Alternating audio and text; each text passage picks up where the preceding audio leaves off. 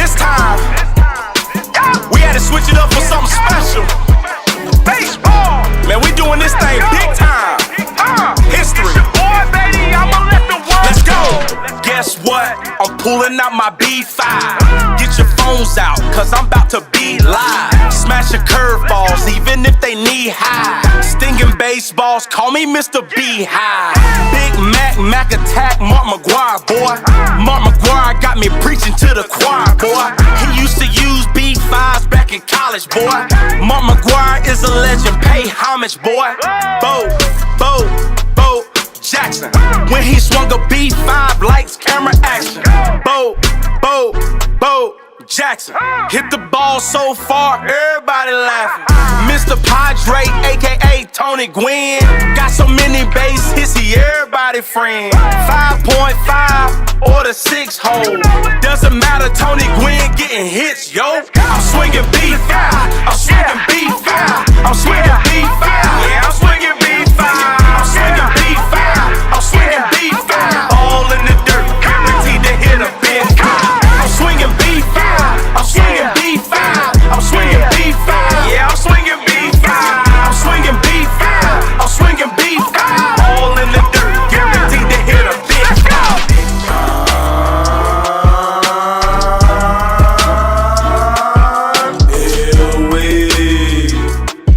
Yeah, he swung a B5, yeah, he swung a B5.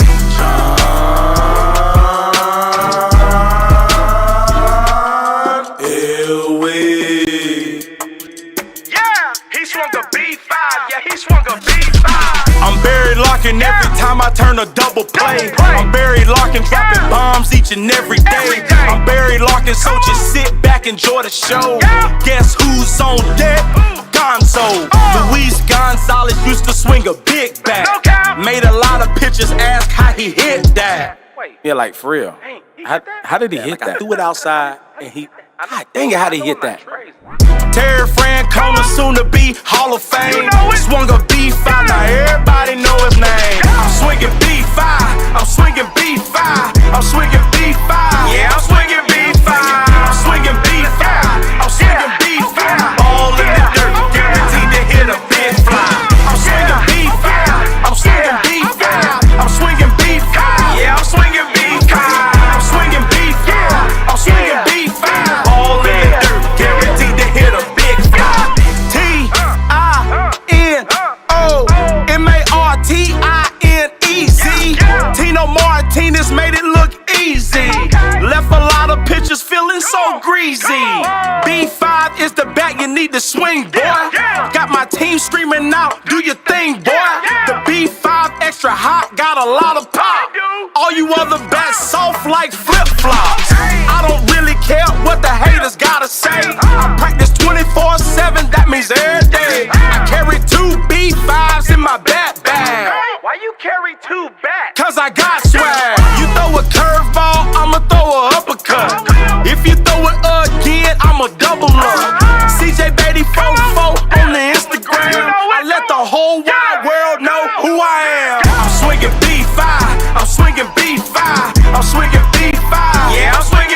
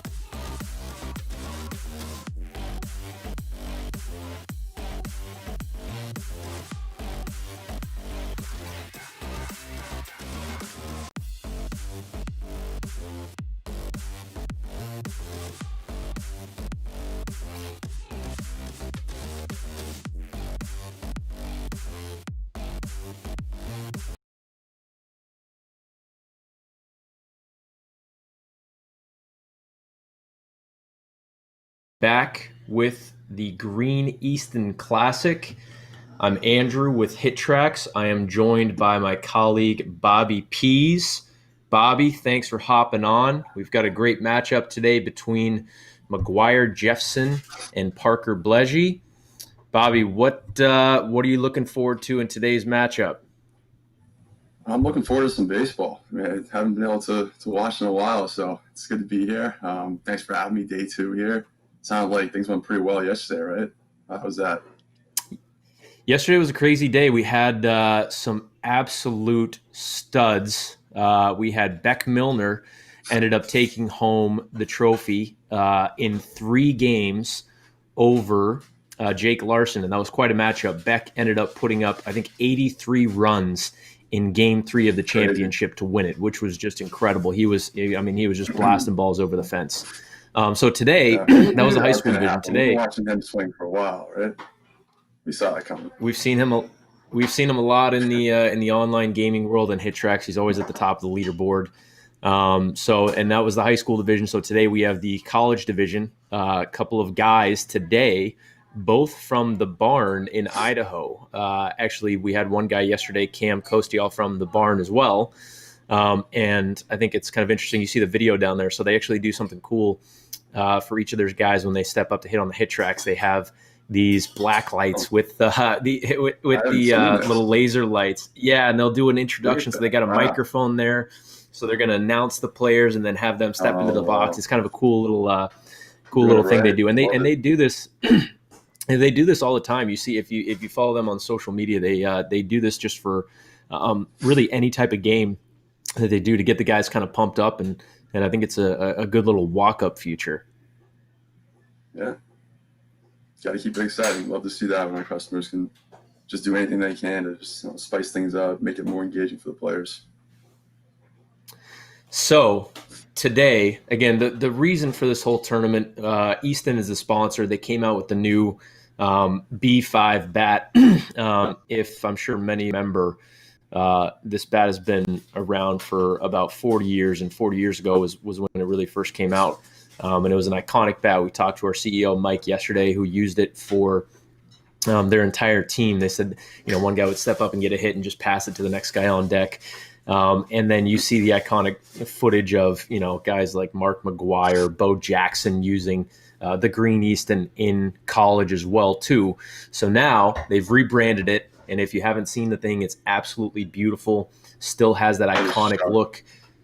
It is sharp. It's clean. It's a little bit more simple than some of the graphics that you see on bats today. And it's just got a nice, crisp look with an ode to the past bat with a nice little spin on it to modernize it.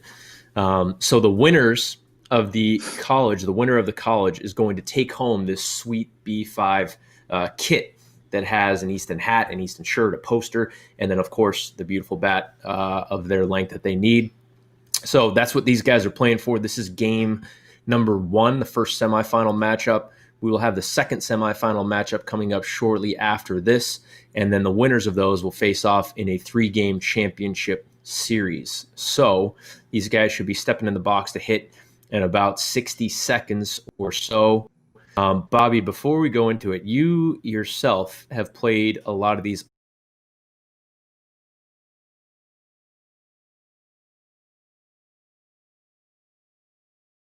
simple. What's your mentality when you're in the box? Sorry, you cut out there for about 10 seconds. Can you back up there? You If you well, said you've playing a played a lot of the lot of online games. online games yourself, right? So when you do this yourself, what's your approach in the box? Are you trying to put the ball in the gap every swing or keep it simple? What do you do? So I myself, and this is kind of a later transformation post college, became a little bit of a power guy. So that's what I want to do. I want to get the higher launch angles, maybe more gap to gap like that. But honestly, in terms of your mindset, first off, I mean, you gotta put yourself in the right framework there. You're by yourself. You're not really seeing anyone, so that's tough in itself. So you got to be able to kind of get yourself excited there. But in terms of the approach, if you got the power, that's what you want to do. You want to play your game. You want to hit gap shots. You want to hit home runs. That's going to produce there. But I could speak for other guys as well. I don't know how these guys are going to fare, but if you're a contact guy, don't try to hit home runs. Don't try to hit gap shots. You're going to have production. You're going to be successful hitting singles here, hitting singles up the middle, going over the second baseman, shortstop there, and you're going to get runs the same way. So, yeah, me personally, I'm more of a gap-to-gap guy, but, yeah, I'm excited to see if we got different approaches today. I'm sure we'll have plenty of both. Absolutely. So there you go. We've got McGuire stepping into the box, lit up from the black lights there. He looks like he's ready to go. The video appears to have been – there we go. Look at those two guys. All right. So the video appears to be cutting out a little bit on Parker's side. That's all right. We'll see if they can get that squared away. And I think these guys will start taking hacks here any minute. So the second matchup of the day is going to take place just after this. And these two guys, again, they're playing at the same location at the barn. We've had a lot of West Coast representation. Yesterday we had a player from Washington, Jake Larson, player from Utah. Two players from Utah, actually. One played at Park City Baseball Academy, another one at, I guess we call it the Turf. He was hitting at Universal Athletic. That was Beck, who ultimately took home the championship. And I think in the afternoon game we have one guy from the East Coast, but a lot of West Coast representation in this tournament here so far. Yeah, you must be excited about that. West Coast guy, repping well there. Yeah. I'm not mad about it. It's good to see the West Coast showing up. I typically a lot of these online tournaments are dominated on the East Coast, so it's good to see the representation out here. Yeah, well, not that I'm playing favorites, but if we got one East Coast guy, then might be rooting for him. So, where's he at? I respect it. I believe he is in Vermont, if I'm not mistaken. Oh, that's right. Yeah, and the Vermont Strikers. That's right, and that is Luis Atiles playing Trevor Curl in the afternoon matchup. Trevor is hitting at a Boost Sports Data out here in Seattle. So both of these players are going to be using the green Easton bat themselves. So you see that in the hands of McGuire there. Again, the video doesn't seem to be working. It might have cut out a little bit. I know sometimes the service is tough in that barn out there. But maybe they can get that up. And if not, no worries. These guys will start swinging any minute. And it looks like McGuire is getting loose, getting ready to fire it up. What's your over-under on the – go? Yeah, he does. It's like the honey badger. Seriously. Man, over-under. What do we think? You talking total runs here? That's what I was going to ask you. What's your over-under on the total runs? All right. Well, what did these guys perform in the qualifying round? Do you remember?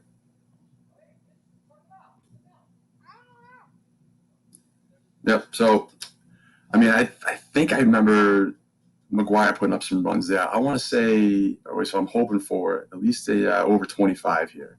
I know it was Beck had about 84 runs. That was 3 games total. Beck's also kind of a freak athlete there, so we'll see what happens here. But I'm rooting for about 25. I don't know if you heard me there, Andrew. No, I think you're right. I think that's pretty close.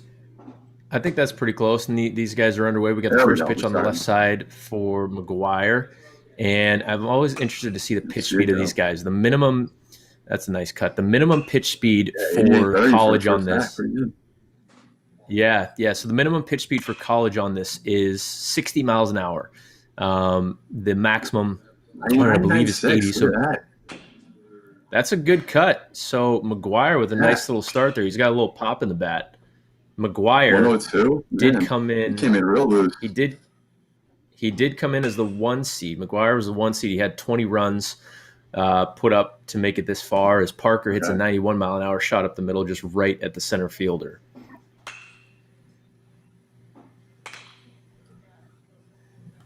So Parker early on looks like Parker's kind of working those lower launch angles. Maybe he's the singles guy here. Yeah, McGuire does seem to be trying to elevate the ball a little bit. If you got a pop like that, you hit 100 miles an hour, you might as well. And we saw this yesterday. There was from Beck. Beck was putting the ball out at 95 to 105 miles an hour in pretty much every single hit, and he was able to do so at an 18 to 25 degree launch angle. And it was really impressive to see that velo with that kind of elevation. There's a nice shot in the gap for McGuire. He's off to a Nice. 1-run lead with runners on second and third now. 1-0 here. And you can see, for anyone watching here, so McGuire's still going the first inning. Parker had those 3 outs. Now he waits. So essentially, when McGuire actually finishes this, gets his 3rd out, if it ever happens here, that's when we'll move on to that second inning.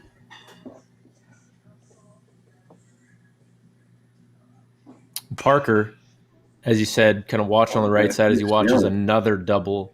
Triple off the wall, maybe? Is he going to get to 3rd on that? No, doesn't have the wheels. Okay. Nice shot. Both these guys are playing in Seattle. These are college players, so it is a full-size field. Mac, on the left side of your screen, putting these balls out right now, graduated high school last year. He is not committed just yet, obviously, without a season happening last year. He was kind of in a tough position. And Parker, on the right side of your screen, attends Treasure Valley Community College as well. That's a nice little cut. 92 at 41 degrees. And it's gone. Look at that.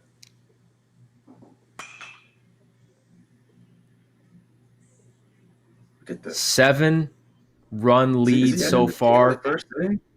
Man. This is going to be tough to compete with. He's on a roll, and there's a 100-mile-an-hour hit. So you see he's in a rhythm right now. He's swinging at every single pitch coming in. He's got a nice little flow, jumping out to a nice early lead. And that one might not do it. That might be the last one there. Yeah. Wow. Bravo. Okay, so 7 runs for McGuire. Mac attack, as you see on the screen there, to start out. As we know, though, in this online format and in this offensive show, 7 runs, that kind of lead can dissipate in no time. Exactly. And you got to think about it. Like, Parker just took all that time off, so he's rested. He's ready to go. I mean, McGuire's obviously still feeling it. 103 off the bat there, but I mean, you got to think 103. You know? We'll see what happens. 103, and this kid is uncommitted. Crazy. So it's a little bit tougher. It is a good-looking swing. It's a little bit tougher today as Parker gets 3 quick outs. So he's hoping that after 2 outs from McGuire that – was that a double play? Yeah. It was a double play for Parker that ended the inning. That's a killer. Here we go. Here comes McGuire again. Double in the gap. I mean, he's got to be averaging. Is that going to get down? Over like 350 here. Yeah, he's really putting the ball out there. That one just not far enough for his 3rd out, so it stays at 7-0. Something a little bit different from yesterday to today if you tuned into both. Again, today the minimum pitch speed is up to 60 miles an hour, so both of these guys are around 65, 68 miles an hour with the pitch speed, which when the machine, I don't think they're throwing from a full 60 feet. It's coming from 50 or so. So that reaction time is quick, and it's a little bit tougher to deliver the barrel consistently. I think that might be what we're seeing here, especially on Parker's side on the right side of your screen. There's a nice cut. Good shot. Gapper by Parker. 101 line out wire. Man. And McGuire, when you look at him on the video, I've had the opportunity to hold it in my hand, and it is beautiful, but I did not take any swings with it. I want to swing with it so bad. Man, Mike's keeping it pretty much hostage in our office. He wants to hang it up. He wants to keep it kind of fresh there. I'm just looking at it every single day. I want to swing it. It's because it brings up memories for him. He wants to look back at the memories. Yeah. But I understand when I was holding the bat out, when I was holding it, I was like, I don't want to swing this. This thing is too beautiful.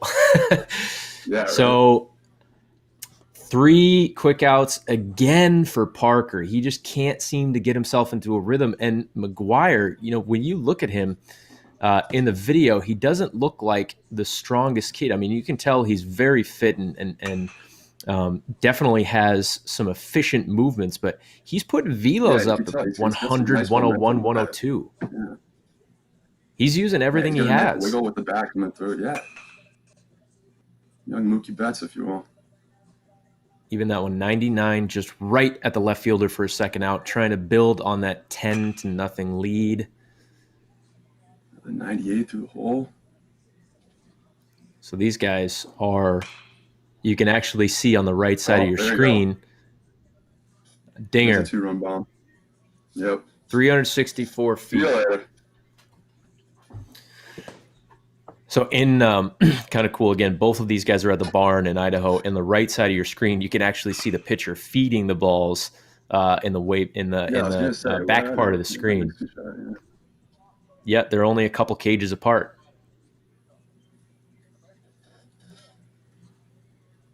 Is that 3 outs? Here we go. Come on, Parker. String some runs together here. So he's going to need it. 12 runs is not insurmountable by any stretch of the imagination, but we're going into the 4th inning. Yeah, and it's a 6-inning game, so it's win or go home, and you can't do that. So he pops up 69 degrees. You can see the metrics that we're referring to at the top of the screen. Get in there. Oh, no, 403. Oh, my. McGuire is finding a rhythm. Where does this power come 13 to nothing. 103. Man. I think we got an early favorite here. Look at this. And another quick 3 outs for Parker. He hit the last one on a line just right at the left fielder. But McGuire is putting on a show, 98 miles an hour. You can't beat this. 401.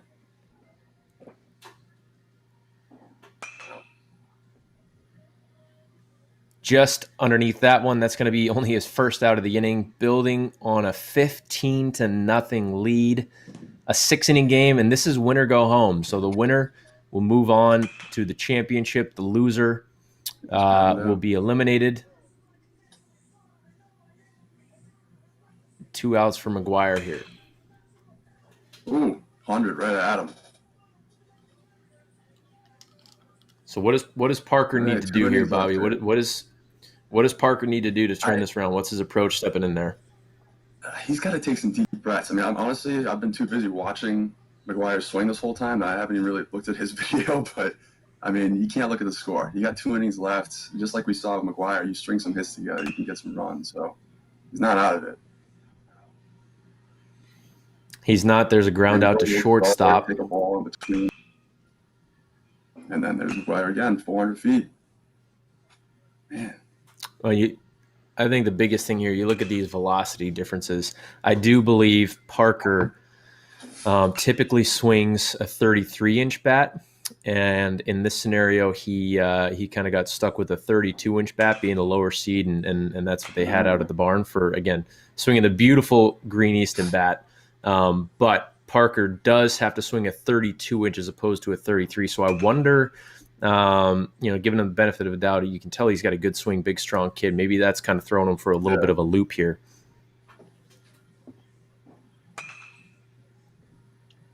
He's got 3. Yeah, we got 1 inning left here.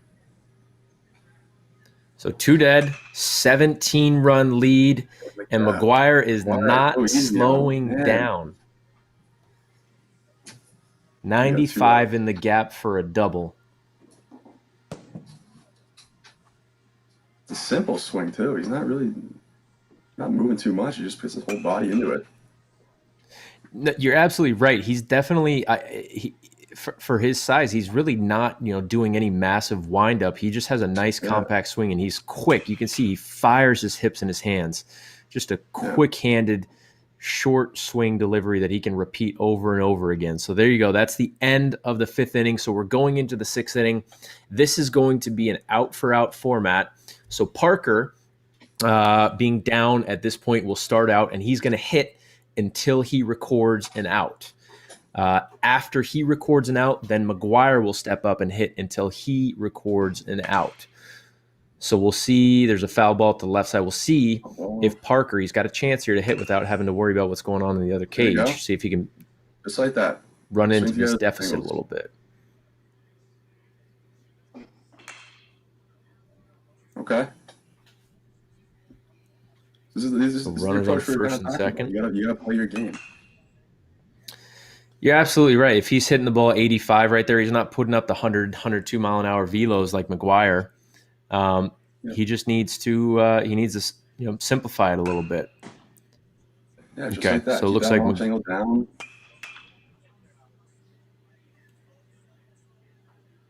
He's got bases loaded here, 1 out. Can string something together.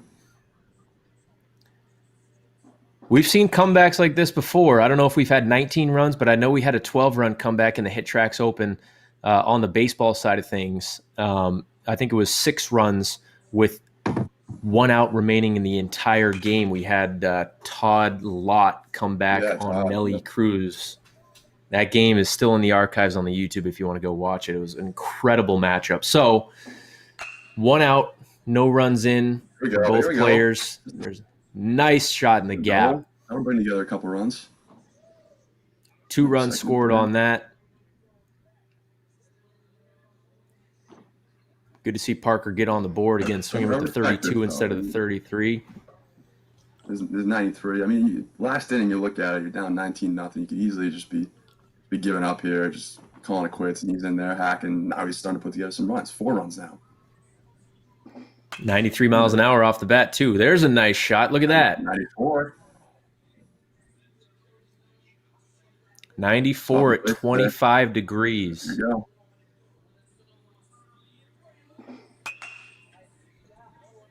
I'll drop Is that going to get down? Looks like it is. Nice little rhythm here for Parker.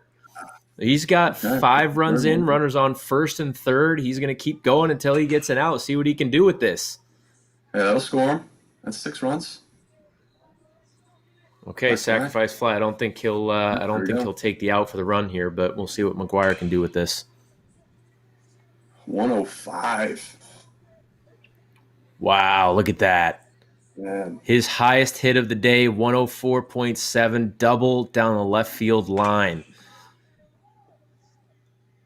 But he follows it up with a ground out right to the third baseman. So only 2 runs in this inning so far for McGuire, 6 in for Parker, and he's down to his last out. This is going to be his last opportunity. We'll see if he can make something happen. That ball's 83 miles an hour. Not going to do it. Okay. A little too high, and with that, McGuire takes the game. Final score 21-6, so he is going to move on to play in the championship later today. We will have the second semifinal matchup coming up shortly. Please stay tuned. And what do you see here, Bobby? Is anybody going to be able to take down McGuire? It seems as though he left some on the table. With those velos, he might be able to put up more runs than he had today. He slowed down at the end, but he still, he had the velos there. So you got to think if he's put in the right game where he's going neck and neck with someone, he's going to keep going. So, I mean, I think he's got more in him. Absolutely. But I got to respect that Parker there. 6 runs in the last inning, coming into inning 6, 19-0 down. That's tough, but that was a good effort. Love to see that. Absolutely. Again, he had to sacrifice a little bit, swung with a little bit of a smaller bat, but, did not give up whatsoever, put up 6 runs there in the 6th inning. So respect. Thank you, Parker. Congratulations on making it this far. McGuire, rest up. We'll see you shortly. And we will be back soon with semifinal matchup number 2. All right.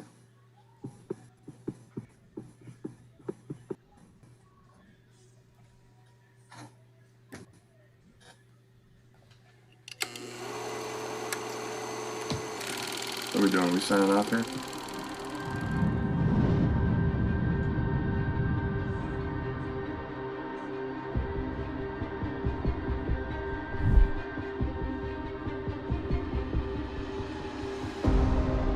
Bo Jackson waits for the 2-2. Swing and drive.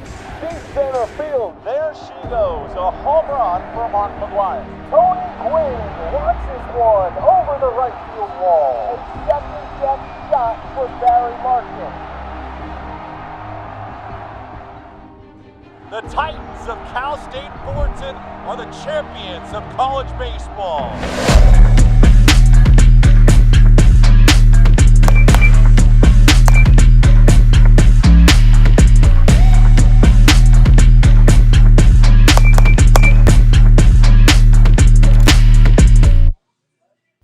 Hi, I'm John Leffler, and I'm the category manager for Easton Baseball Bats.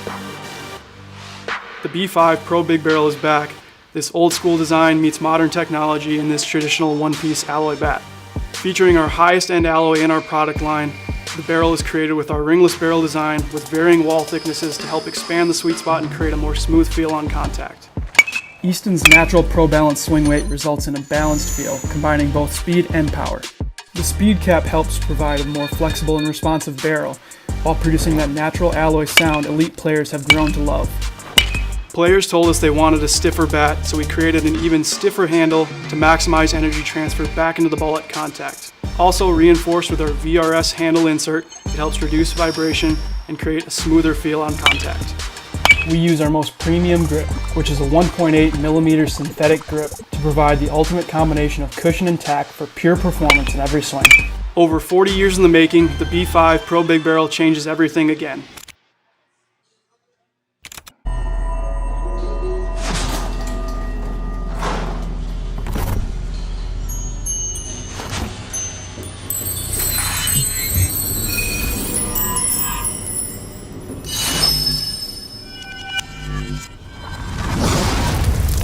Welcome back to the National Championship game, live from the Stadium on the Hill, Johnny Rosenblatt Stadium in Omaha.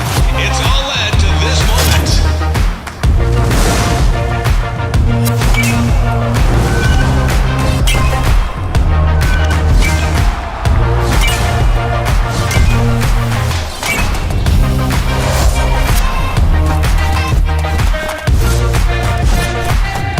The Titans of Cal State Fullerton are the champions of college baseball.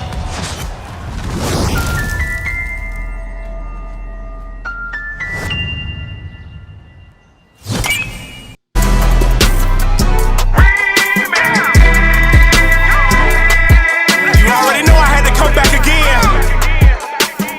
It's your boy Beatty, man. This time, we had to switch it up for something special. Baseball! Man, we doing this thing big time. History. Let's go! Guess what? I'm pulling out my B5. Get your phones out, cause I'm about to be live. Smashing curveballs, even if they knee high. Stinging baseballs, call me Mr. Beehive. Big Mac attack, Mark McGuire, boy. Mark McGuire got me preaching to the choir, boy. He used to use B5s back in college, boy. Mark McGuire is a legend, pay homage, boy. Bo Jackson, when he swung a B5, lights, camera, action. Bo Jackson, hit the ball so far, everybody laughing. Mr. Padre, aka Tony Gwynn, got so many base hits, he everybody friend. 5.5 or the 6 hole, doesn't matter, Tony Gwynn getting hits, yo. I'm swinging B5, I'm swinging B5, I'm swinging B5, yeah, I'm swinging B5, I'm swinging B5, I'm swinging B5, all in the dirt, guaranteed to hit a big guy. I'm swinging B5, I'm swinging B5, I'm swinging B5, yeah, I'm swinging B5, I'm swinging B5, I'm swinging B5, all in the dirt, guaranteed to hit a big guy.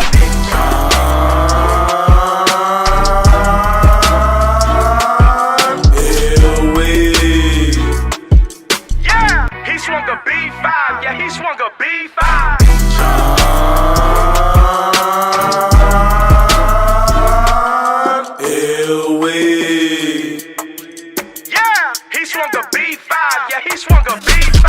I'm buried locking every time I turn a double play. I'm buried locking, dropping bombs each and every day. I'm buried locking, so just sit back, enjoy the show.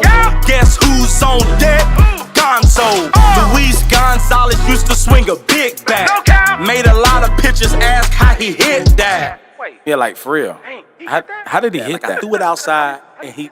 God dang it, how did he hit that? Terry Francona, soon to be Hall of Fame. Swung a B5, now everybody know his name. I'm swinging B5, I'm swinging B5, I'm swinging B5, yeah, I'm swinging B5, I'm swinging B5, I'm swinging B5, all in the dirt, guaranteed to hit a big fly. I'm swinging B5, I'm swinging B5, I'm swinging B5, yeah, I'm swinging B5, I'm swinging B5, I'm swinging B5, all in the dirt, guaranteed to hit a big fly.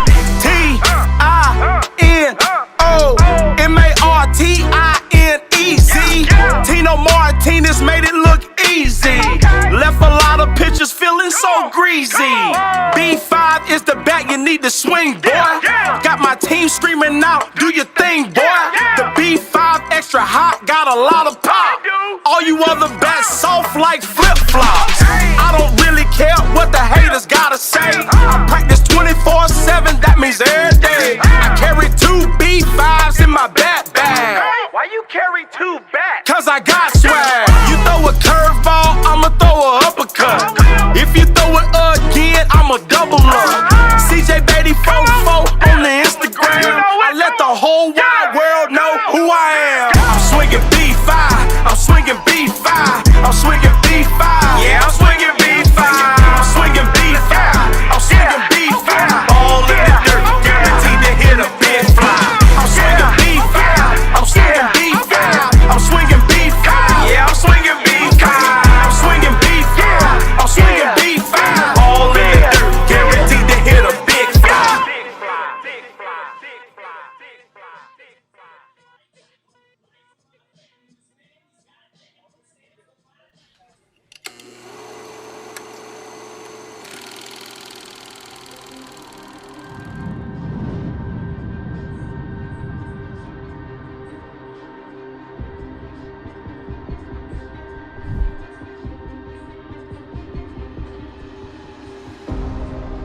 Bo Jackson waits for the 2-2. Swing and drive.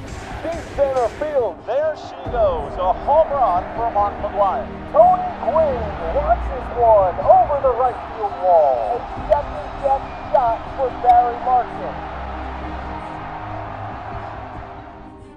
The Titans of Cal State Fullerton are the champions of college baseball.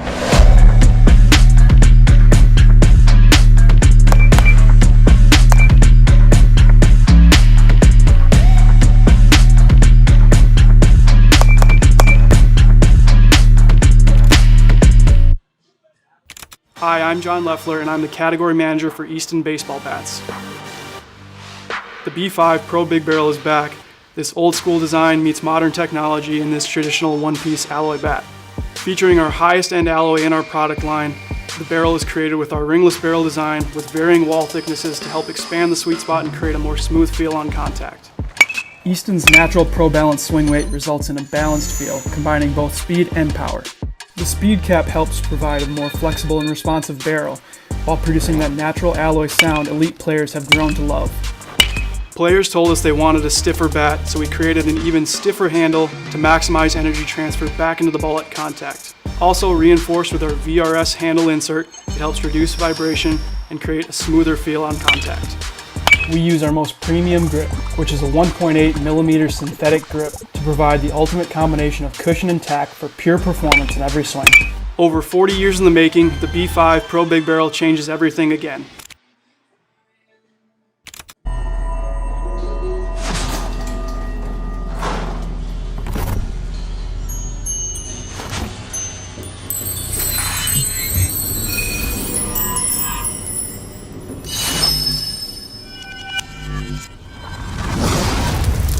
Welcome back to the National Championship game.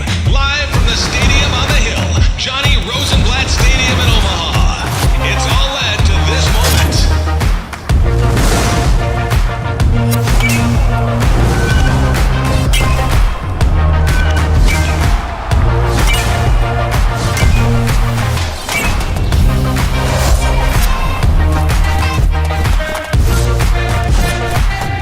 The Titans of Cal State Fullerton are the champions of college baseball.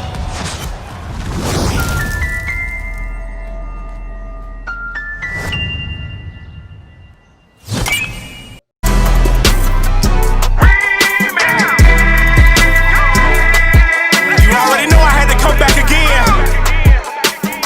It's your boy Beatty, man. This time, we had to switch it up for something special. Baseball! Man, we doing this thing big time. History. Let's go! Guess what? I'm pulling out my B5. Get your phones out, cause I'm about to be live. Smash your curveballs, even if they knee high. Stinging baseballs, call me Mr. B.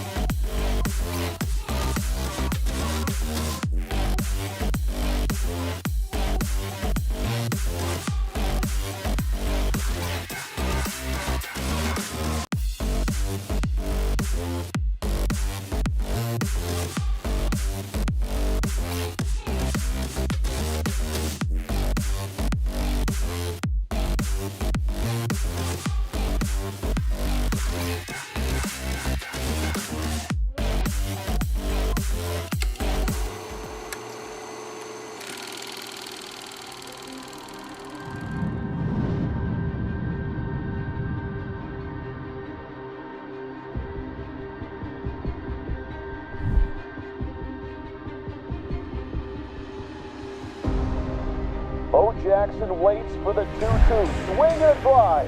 Deep center field. There she goes. A home run for Mark McGuire. Tony Gwynn launches one over the right field wall. A second-guess shot for Barry Larkin. The Titans of Cal State Fullerton are the champions of college baseball.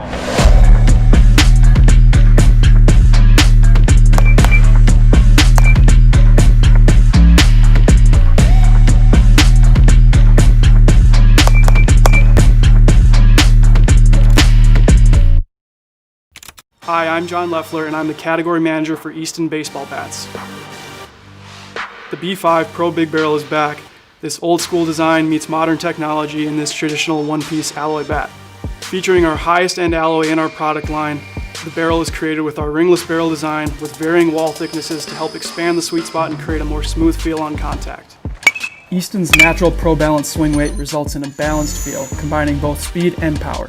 The speed cap helps provide a more flexible and responsive barrel, while producing that natural alloy sound elite players have grown to love.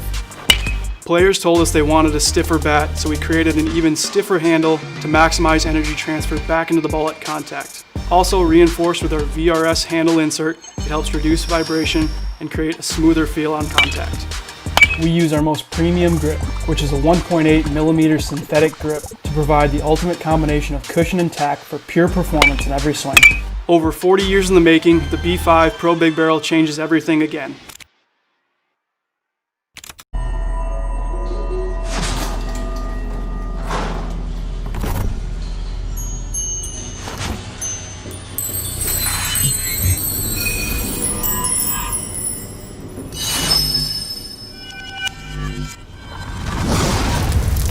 Welcome back to the National Championship game.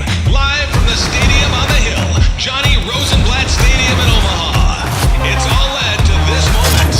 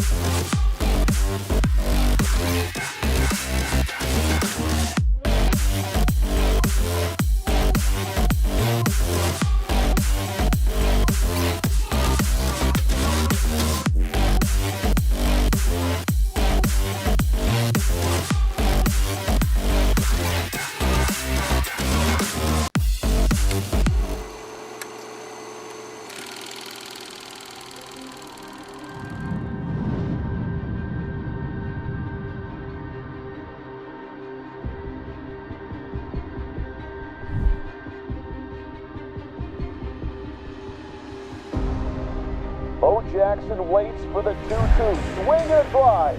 Deep center field. There she goes. A home run for Mark McGuire. Tony Gwynn launches one over the right field wall. A second-deck shot for Barry Larkin. The Titans of Cal State Fullerton are the champions of college baseball.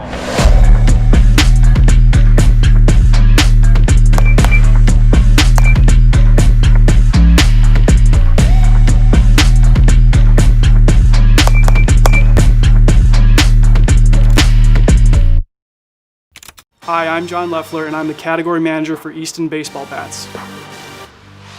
The B5 Pro Big Barrel is back. This old school design meets modern technology in this traditional one-piece alloy bat. Featuring our highest end alloy in our product line, the barrel is created with our ringless barrel design with varying wall thicknesses to help expand the sweet spot and create a more smooth feel on contact. Easton's natural Pro Balance swing weight results in a balanced feel, combining both speed and power. The speed cap helps provide a more flexible and responsive barrel, while producing that natural alloy sound elite players have grown to love. Players told us they wanted a stiffer bat, so we created an even stiffer handle to maximize energy transfer back into the ball at contact. Also reinforced with our VRS handle insert, it helps reduce vibration and create a smoother feel on contact. We use our most premium grip, which is a 1.8mm synthetic grip, to provide the ultimate combination of cushion and tack for pure performance in every swing. Over 40 years in the making, the B5 Pro Big Barrel changes everything again.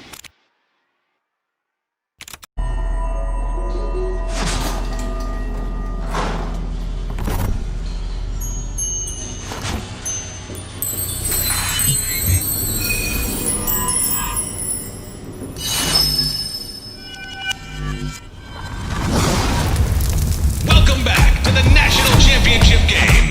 Live from the Stadium on the Hill, Johnny Rosenblatt Stadium in Omaha. It's all led to this moment.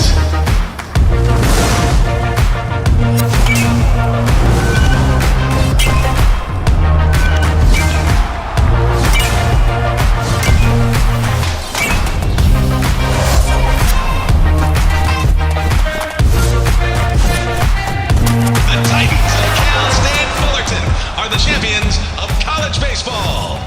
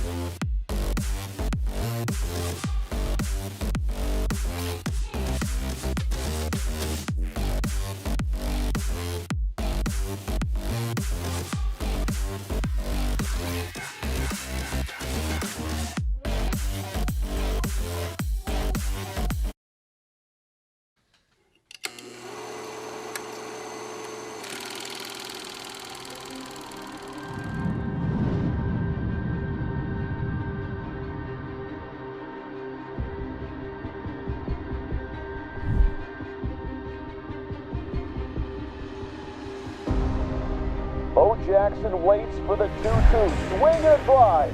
Deep center field. There she goes. A home run for Mark McGuire. Tony Gwynn launches one over the right field wall. A second-step shot for Barry Larkin. The Titans of Cal State Fullerton are the champions of college baseball.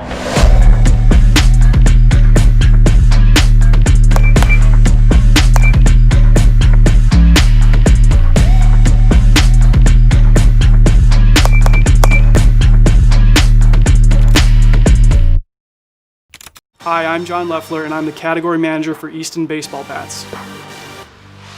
The B5 Pro Big Barrel is back. This old school design meets modern technology in this traditional one-piece alloy bat. Featuring our highest end alloy in our product line, the barrel is created with our ringless barrel design with varying wall thicknesses to help expand the sweet spot and create a more smooth feel on contact. Easton's natural Pro Balance swing weight results in a balanced feel, combining both speed and power. The speed cap helps provide a more flexible and responsive barrel, while producing that natural alloy sound elite players have grown to love. Players told us they wanted a stiffer bat, so we created an even stiffer handle to maximize energy transfer back into the ball at contact. Also reinforced with our VRS handle insert, it helps reduce vibration and create a smoother feel on contact. We use our most premium grip, which is a 1.8mm synthetic grip to provide the ultimate combination of cushion and tack for pure performance in every swing. Over 40 years in the making, the B5 Pro Big Barrel changes everything again.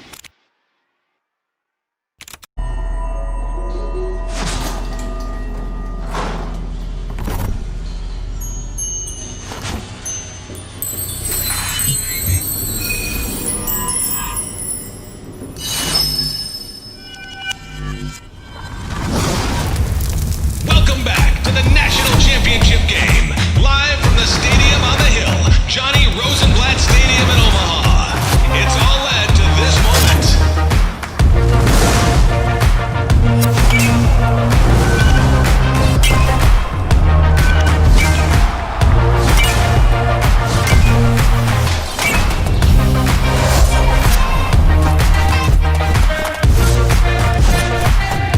The Titans of Cal State Fullerton are the champions of college baseball.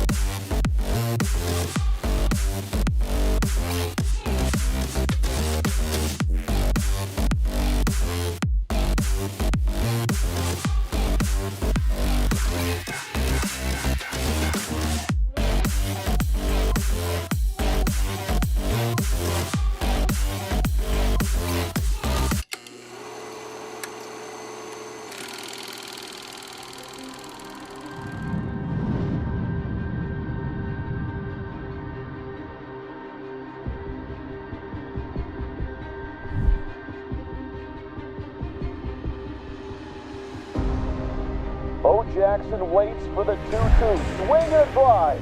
Deep center field. There she goes. A home run for Mark McGuire. Tony Gwynn launches one over the right field wall. A second-step shot for Barry Larkin. The Titans of Cal State Fullerton are the champions of college baseball.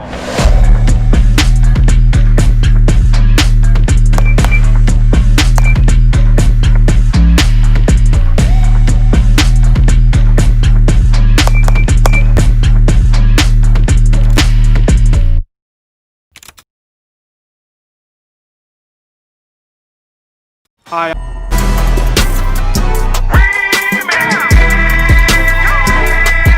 You already know I had to come back again. It's your boy Beatty, man. This time, we had to switch it up for something special. Baseball. Man, we doing this thing big time. History.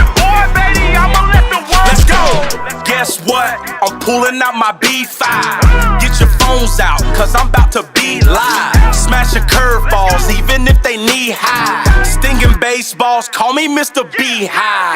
Big Mac attack, Mark McGuire, boy. Mark McGuire got me preaching to the choir, boy. He used to use B5s back in college, boy. Mark McGuire is a legend, pay homage, boy. Bo Jackson, when he swung a B5, lights, camera, action.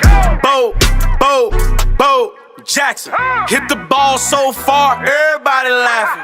Mr. Padre, aka Tony Gwynn, got so many base hits, he everybody friend. 5.5 or the 6 hole, doesn't matter, Tony Gwynn getting hits, yo. I'm swinging B5, I'm swinging B5, I'm swinging B5, yeah, I'm swinging B5, I'm swinging B5, I'm swinging B5, all in the dirt, guaranteed to hit a big car. I'm swinging B5, I'm swinging B5, I'm swinging B5, yeah, I'm swinging B5, I'm swinging B5, I'm swinging B5, all in the dirt, guaranteed to hit a big car.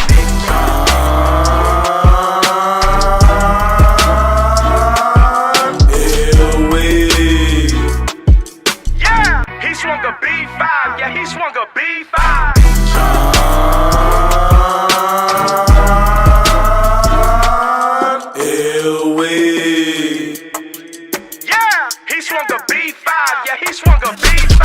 I'm buried locking every time I turn a double play. I'm buried locking, dropping bombs each and every day. I'm buried locking, so just sit back, enjoy the show. Guess who's on deck? Gonzo. Luis Gonzalez used to swing a big bat. Made a lot of pitchers ask how he hit that. Yeah, like for real. How did he hit that? Threw it outside and he. God dang it, how did he hit that?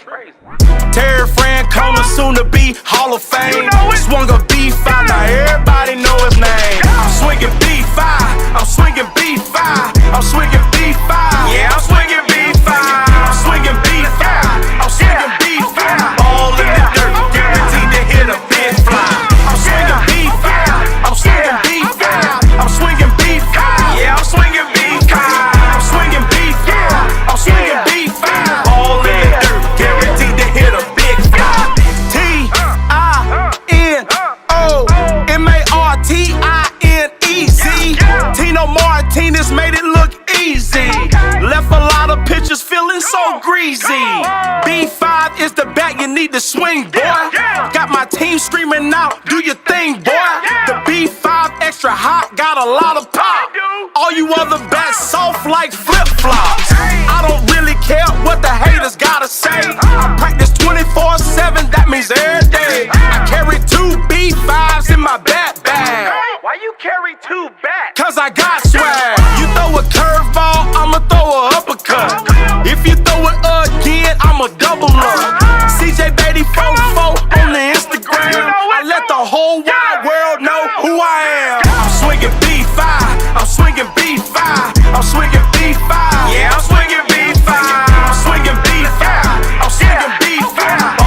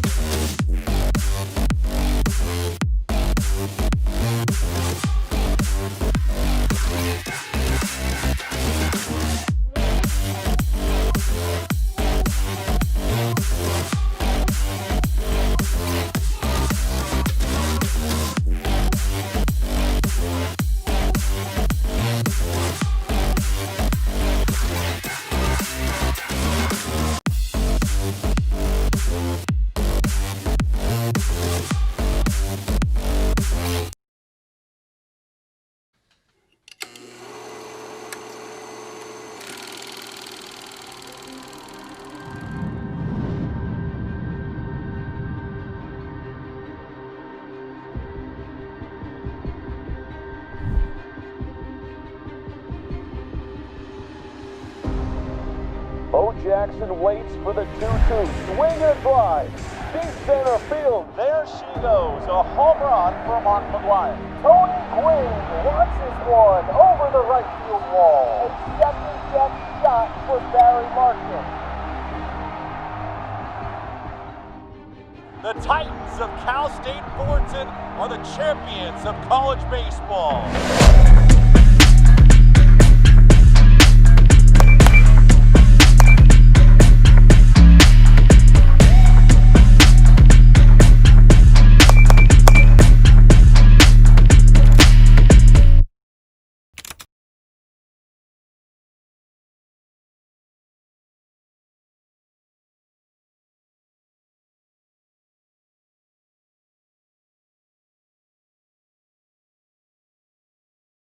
Hi, I'm John Leffler, and I'm the category manager for Easton baseball bats. The B5 Pro Big Barrel is back. This old school design meets modern technology in this traditional one-piece alloy bat. Featuring our highest end alloy in our product line, the barrel is created with our ringless barrel design with varying wall thicknesses to help expand the sweet spot and create a more smooth feel on contact. Easton's natural Pro Balance swing weight results in a balanced feel, combining both speed and power. The speed cap helps provide a more flexible and responsive barrel, while producing that natural alloy sound elite players have grown to love. Players told us they wanted a stiffer bat, so we created an even stiffer handle to maximize energy transfer back into the ball at contact. Also reinforced with our VRS handle insert, it helps reduce vibration and create a smoother feel on contact. We use our most premium grip, which is a 1.8mm synthetic grip, to provide the ultimate combination of cushion and tack for pure performance in every swing. Over 40 years in the making, the B5 Pro Big Barrel changes everything again.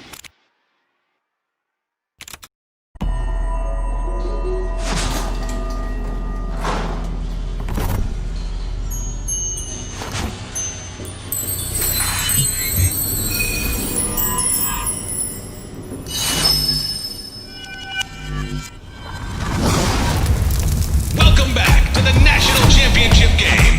Live from the Stadium on the Hill, Johnny Rosenblatt Stadium in Omaha. It's all led to this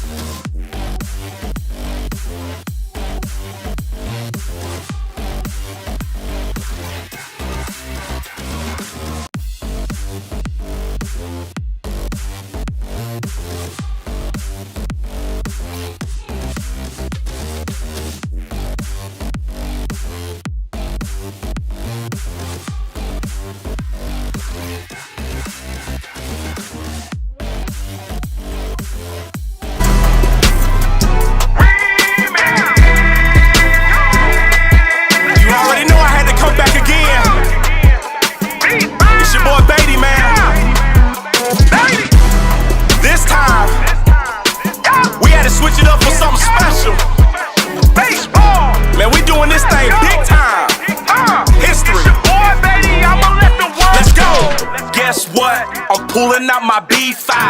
Get your phones out, cause I'm about to be live. Smashing curveballs, even if they knee high. Stinging baseballs, call me Mr. Beehive. Big Mac attack, Mark McGuire, boy. Mark McGuire got me preaching to the choir, boy. He used to use B5s back in college, boy. Mark McGuire is a legend, pay homage, boy.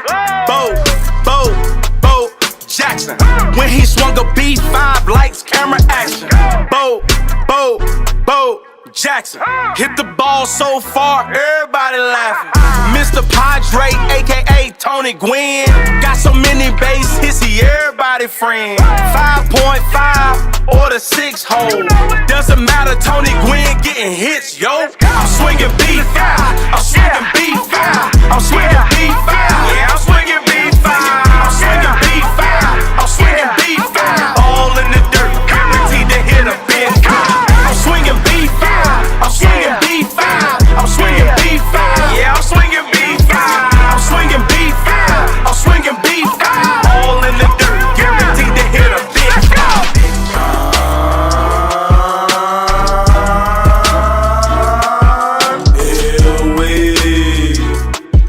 Yeah, he swung a B5, yeah, he swung a B5.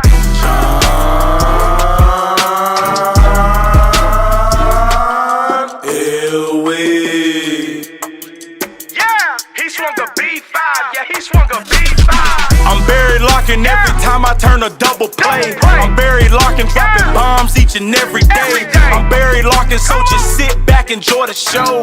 Guess who's on deck? Gonzo. Luis Gonzalez used to swing a big bat. Made a lot of pitchers ask how he hit that. Yeah, like for real. How did he hit that? I threw it outside and he. God dang it, how did he hit that?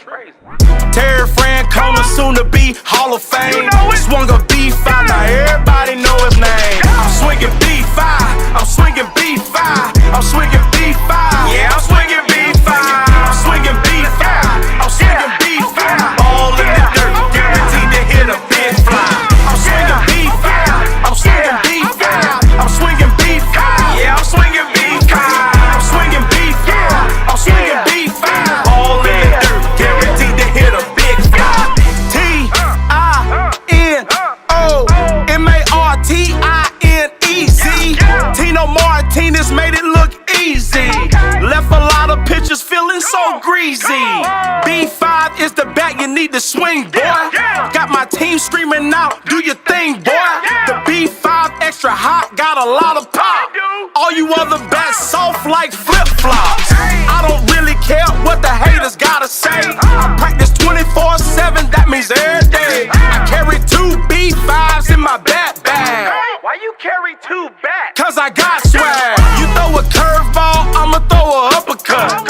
If you throw it again, I'ma double up. CJ Beatty 44 on the Instagram. I let the whole wide world know who I am. I'm swinging B5, I'm swinging B5, I'm swinging B5, yeah, I'm swinging B5,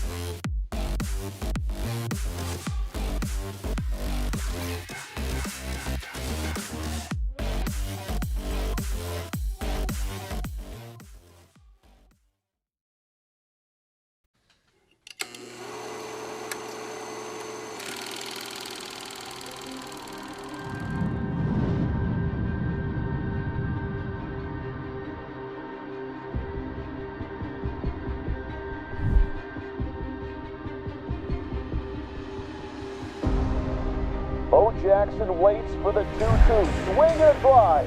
Deep center field. There she goes. A home run for Mark McGuire. Tony Gwynn launches one over the right field wall. A second-guess shot for Barry Larkin. The Titans of Cal State Fullerton are the champions of college baseball.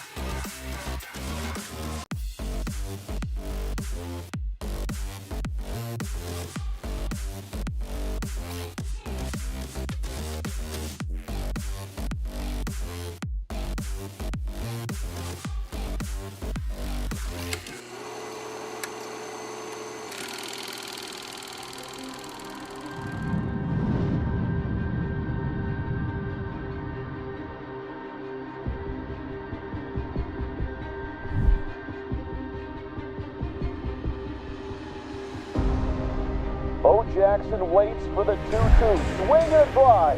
Deep center field. There she goes. A home run for Mark McGuire. Tony Gwynn launches one over the right field wall. A second-step shot for Barry Larkin. The Titans of Cal State Fullerton are the champions of college baseball.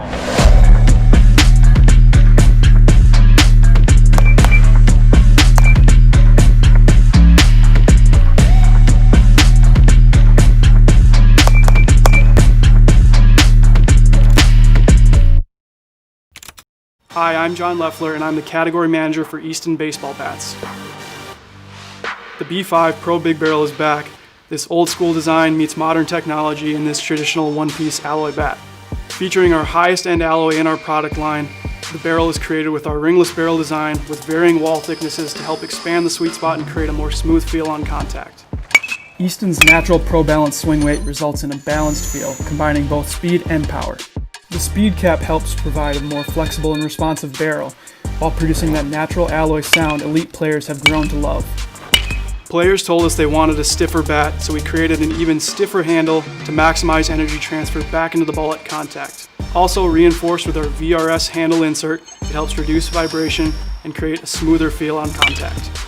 We use our most premium grip, which is a 1.8mm synthetic grip to provide the ultimate combination of cushion and tack for pure performance in every swing. Over 40 years in the making, the B5 Pro Big Barrel changes everything again.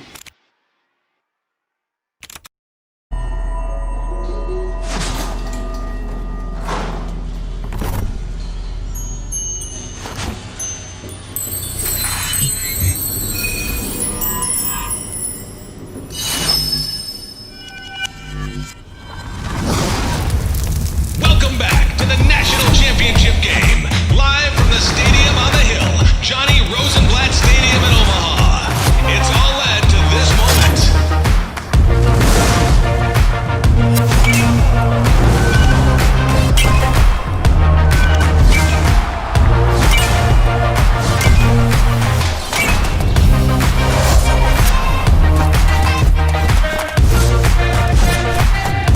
The Titans of Cal State Fullerton are the champions of college baseball.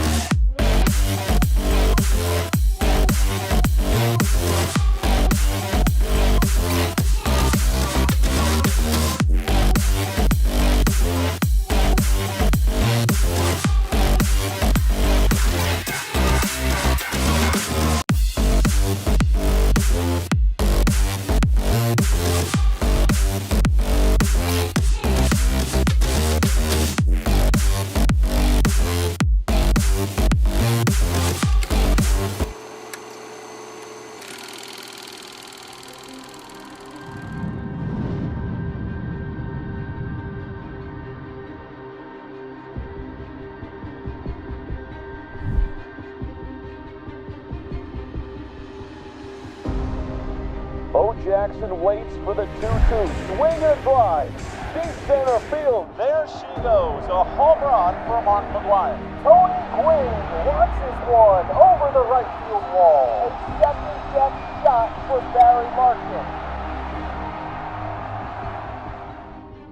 The Titans of Cal State Fullerton are the champions of college baseball.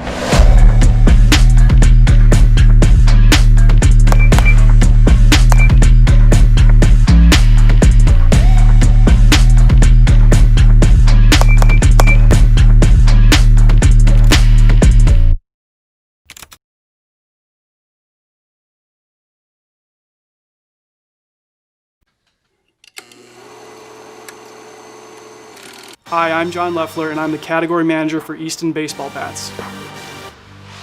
The B5 Pro Big Barrel is back.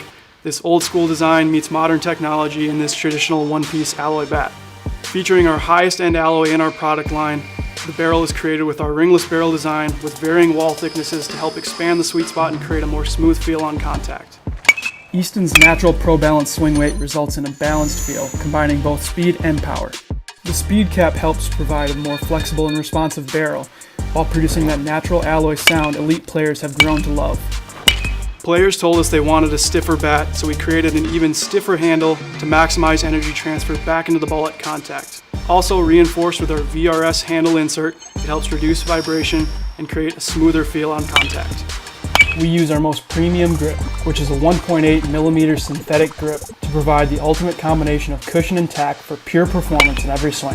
Over 40 years in the making, the B5 Pro Big Barrel changes everything again.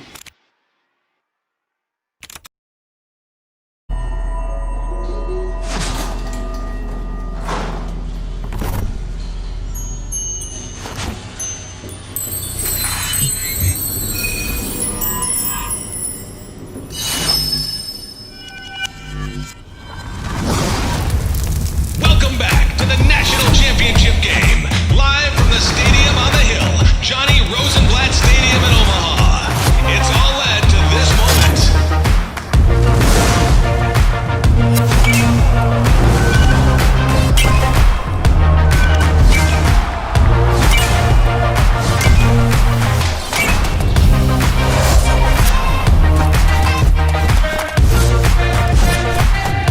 The Titans of Cal State Fullerton are the champions of college baseball.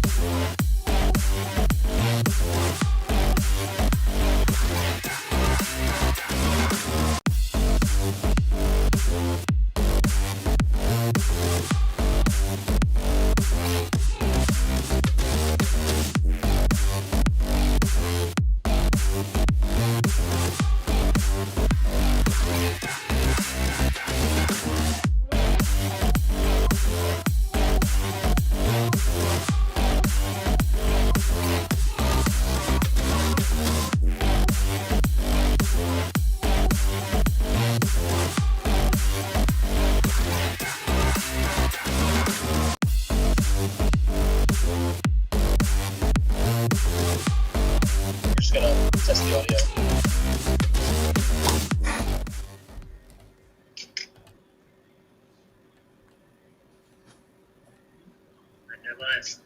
Okay, you guys are live. And we are live. Welcome back to the Green Classic. My name is Andrew Barry with Hit Tracks. I'm joined by my colleague Bobby Pease.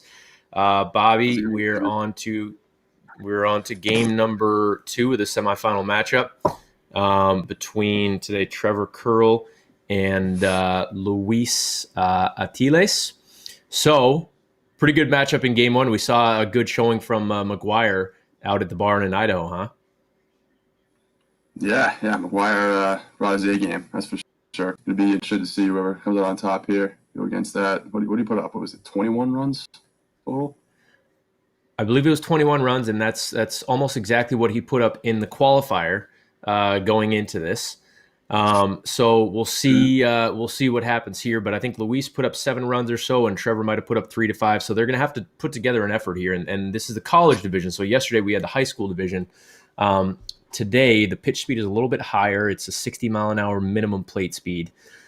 So we should see it's going to be a little tougher to deliver the barrel consistently, but from what we've seen, both of these guys are going to be swinging the green Easton B5 bat, and I believe they both have some pretty good velos behind them. Trevor plays at Eastern Oregon University, and Luis plays at New England College. So you got a little East Coast, West Coast rivalry going on out here for this matchup. Love it. Yeah, East Coast, West Coast commentators coming at you too. So here we go. All right, so we should be starting in a few minutes here. Luis will be hitting out of VT Strikers in Vermont. Trevor hitting out of Boost Baseball in Washington, just outside of Seattle in Bellevue, Washington. So thank you again real quick before we get going to our sponsor, Easton, for this. They obviously have the release of their new B5 Pro Bomber, which the players will be swinging today, and they've been swinging all tournament. It's an ode to the past of their legendary green Easton bat back from the 80s. So they've kind of reinvented that and rebranded that and derived from the old school look and also modernized it with a beautiful look, clean, crisp look. So if you haven't seen the bat, take a look at it. And the winners of today, the winner of the college bracket and the winner yesterday of the high school bracket, will be taking home one of their B5 kits, which include the hat, the shirt, the poster, as well as, of course, their own B5 bat. So there's plenty that they will be playing for today. Have you used the bat, Bobby?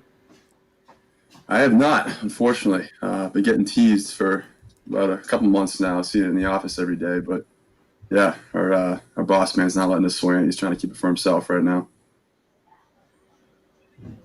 I like it. Okay, so we should be.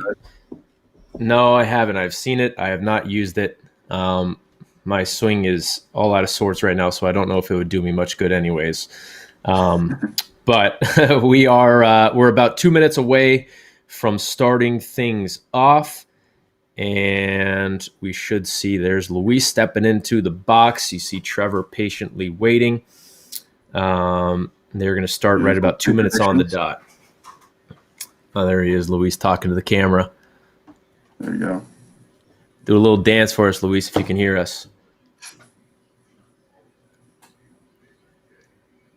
So Boost Baseball in Washington is actually hitting at a place called the Ford Sports Complex. Kind of a cool facility where a lot of the Seahawks actually work out. So you see guys like DK Metcalf out there, as well as Josh Gordon, who just got reinstated. So it's a pretty well-known facility that they're hitting out of out there.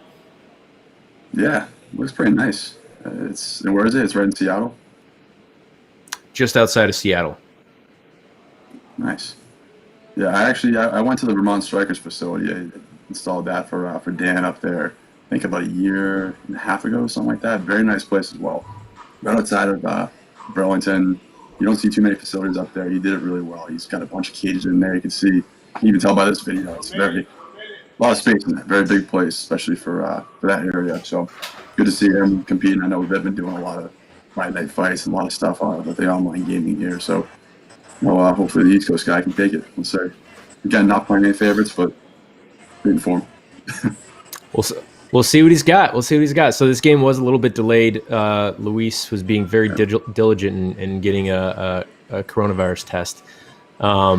And so it's good to see him out there and making his way to the facility. Trevor patiently waiting. Looks like he's ready to rock at any We're ready to moment. roll, yeah. And Here we are off. So there's a pitch coming in. We're underway. 70 miles an hour pitch coming in for Luis. Whew.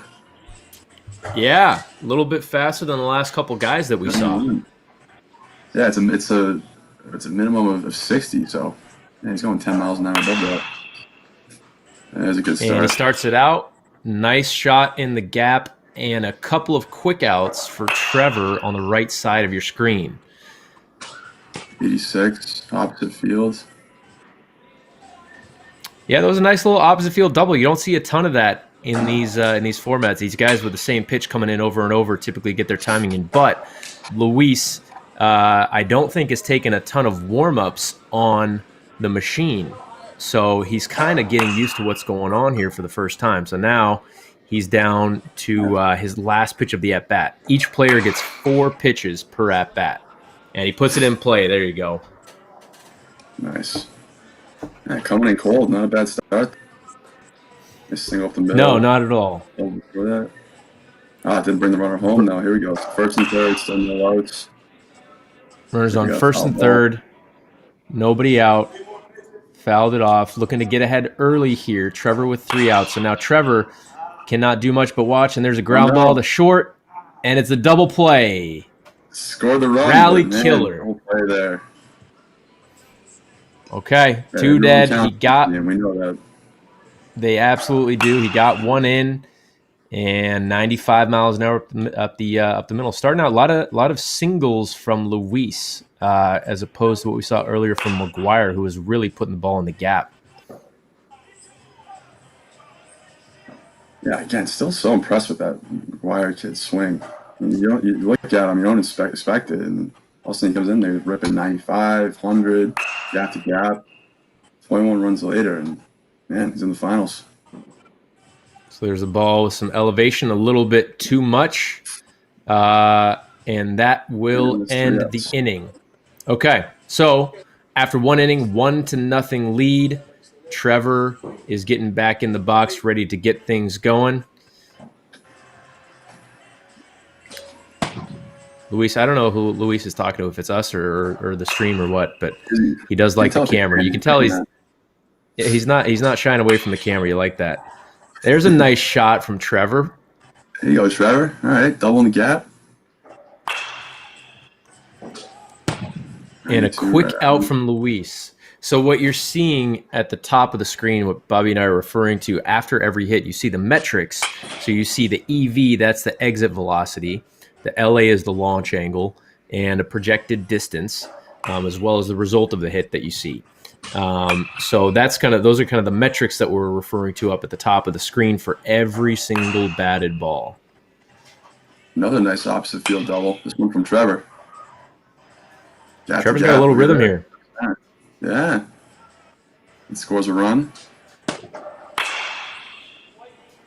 think we're going to have a ball game here. Trevor actually takes the lead with that one. Luis has some pop in his bat. Trevor as well, 96 at 15 degrees. Luis's velocity seemed to be a little bit more flat when he elevates. It seems like he's kind of just getting under the ball a little bit and losing some velocity. So he may be kind of in the mindset of just kind of up there. I mean, he had a couple in the first inning that I think were like 90 at 30 degrees around there. So there's a 98 Very at 9. true. I feel like he's going to start loosening up here. Very true. There's a ground ball to short for Trevor. Unfortunately, there's a double play. Is that back-to-back double plays? All right. Wow. 2 quick ground outs, and it's 2-1 Trevor at the end of 2. I think you're right about Luis needing just a little bit of time to get used to the machine and get loose in here. You can still see he's even behind that one, flaring out to right field for the first out of the inning. That's all right. A lot of game left. Got 4 innings here. So the winner of this game will move on to face McGuire in the championship series, which will be right after this, about 30 minutes after this game ends. This game is single elimination, win or go home. There's another opposite field. A lot of oppo pop between these guys. It's 3 doubles we've seen already. Yeah, for Luis, middle. I just wonder if that has to do with the pitch velocity like you were talking about. He's at pretty much 70 miles an hour for every pitch. I don't know the distance the machine is thrown from, but there's a 97 mile an hour knock from Trevor on the right side of your screen. Oh, Trevor? That plates his third run, so now a 3-1 lead. Luis is starting to hit him right at guys right now. He is. He's got a big run out there at second base with 2 outs left, though. We'll start dropping.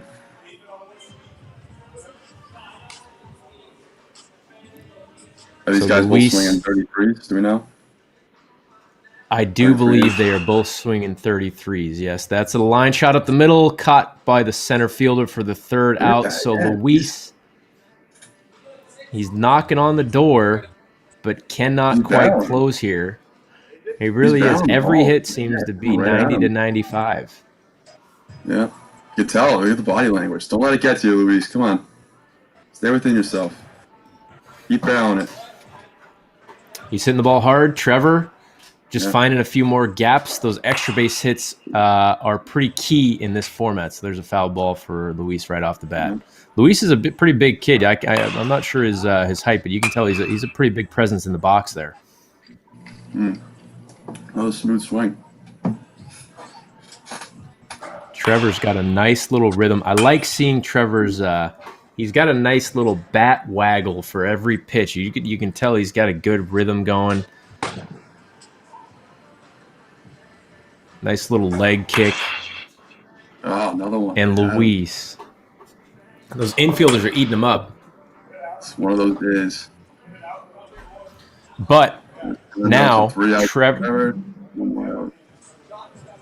Exactly. So Trevor has 3 outs now, and Luis is going to hit with a chance to put up some runs where Trevor can do nothing but watch. So this is a big advantage here, a big spot where you want Luis to see if he can make some moves to at least get one across the board, and he's not going to do it. No. Wearing out the shortstop. The velo's still there, though. 95, 96 with all these hits. Gotta think it's going to start falling eventually. I think he just needs to elevate just a little bit more. He's living, 0 to 10 degrees. If he can make a little adjustment and get 10 to 15 degrees, those balls are doubles in the gaps.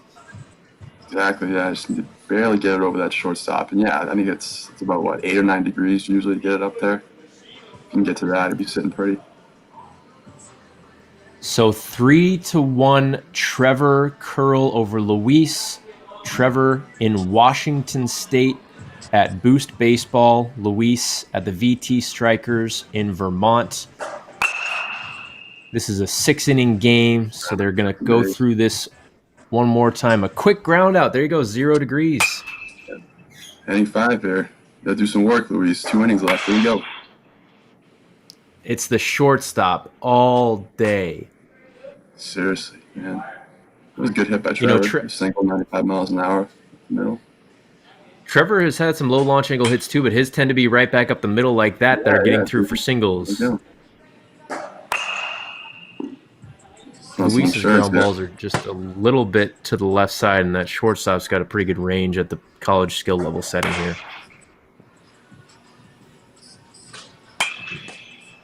Yeah, there's another 100. Triple digits. There you go, Trevor. So that was a 100-mile-an-hour knock. He's got the bases loaded with nobody out on the right side of your screen. Like you said, trying to get on some insurance runs here going into the 6th and final inning of this matchup, and it's a little flare. Is that going to spool the runner? It is not. 247. Okay, stay off the ground. There you go. There's a run. That's how you do a job. 4-1 Trevor now. 3-run lead. There's another one. 5 runs. That is his spot. Just to the left of second base on the ground. That's 3 or 4 hits there this inning. This is what we were talking about last game, though. I mean, you can just consistently hit singles. I mean, yeah, you don't need the gap to gap. You don't need the home runs. You just string some singles together. You're going to win. There you go. 94, 14 degrees. That's going to plate another. Bases loaded still with 1 out. That should be a sac fly though right there. Yep. There you go. Oh, there's a gapper. Okay. Is that going to bring in 2? I think that might bring in 2 on this knock. Looks like it will. He's just going. He's racking them up right now. That might be his. One after another, yeah. So 9 runs in for Trevor. There's a ground ball, throw to second base. That's the third out. Okay. Good in there. So 8-run lead going into the 6th. One more inning to go. Exactly what Trevor wanted. He's got a 9-1 lead now. So this format for the 6th inning is going to be out for out. So Luis being down will start out, and he's going to hit until he records an out. So a good chance to cut into this lead while Trevor can really do nothing but watch at this point. And we saw yesterday, this kind of disrupted the rhythm and flow of some of the other players. So there you go, 94 miles an hour, 24 degrees. Probably his best hit of the day right there. Oh, yeah. Fly out there, 1 out. Okay, so Luis has 1 out now. Looks like he's going to keep hitting, but that's all right. Now Trevor's going to step up. Uh-oh. Is that going to be a double play? It looks like it is. Double play to end it? That'll do it, yeah. So Luis grounds out into a double play to end the game. Wow. He was trying to make a run there at the end, but 9-2 is the final score for Trevor out of Boost Baseball. He will be moving on to the championship series. And honestly, 9 runs. It didn't take too many swings at that point. He should still feel pretty well rested. Yeah, that was a quick game. 1 inning, kind of won it for him there, and 9 runs taken into the finals. It's gonna be a tough matchup, though. I mean, we saw 21 runs, 9 runs. It's close, but we're seeing him consistently at 21 runs. So we almost want to think that you got to get up there if you want a chance to beat him. Consistently showing us that. Well, we're going to see 2 different approaches going into this. So McGuire, Jeffson, I believe it is, really put the ball in the gap and in the air at a similar velocity that Trevor did, but Trevor was just keeping the ball on the ground there more often. Then he would come up with the bases loaded with a shot in the gap occasionally that would put him up over the edge and gave him another W here as a little bit of an underdog. The 3 seed takes down the 2 seed. So with that said, our finals matchup is set up. We will have Trevor Curl facing McGuire Jeffson, and that game should start about 30 minutes from the end of this. So we will be back soon. Bobby, thank you for joining us. You'll be back as well, too, so we'll see you all shortly. See you soon.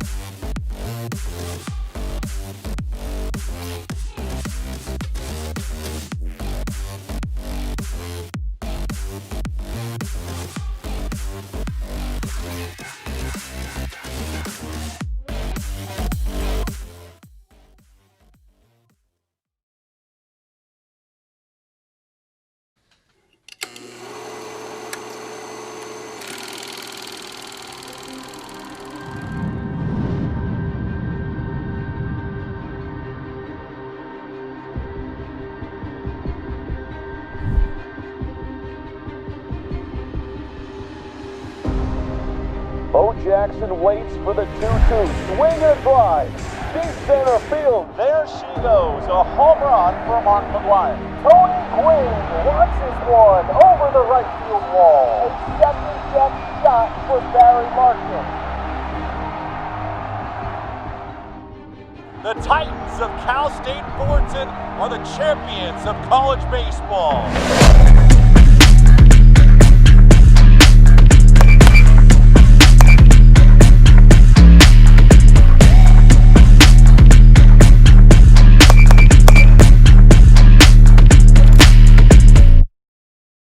Hi, I'm John Leffler, and I'm the category manager for Easton baseball bats.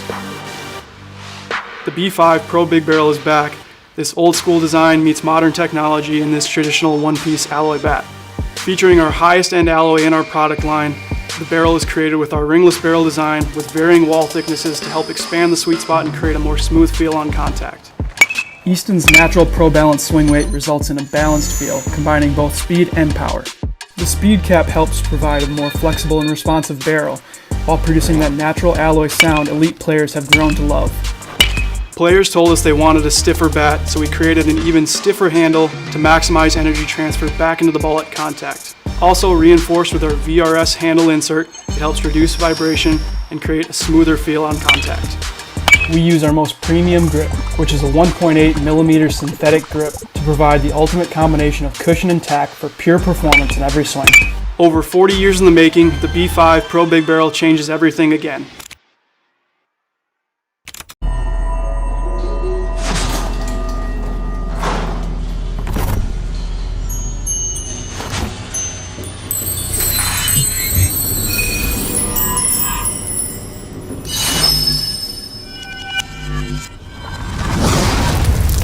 Welcome back to the National Championship game. Live from the Stadium on the Hill, Johnny Rosenblatt Stadium in Omaha. It's all led to this moment.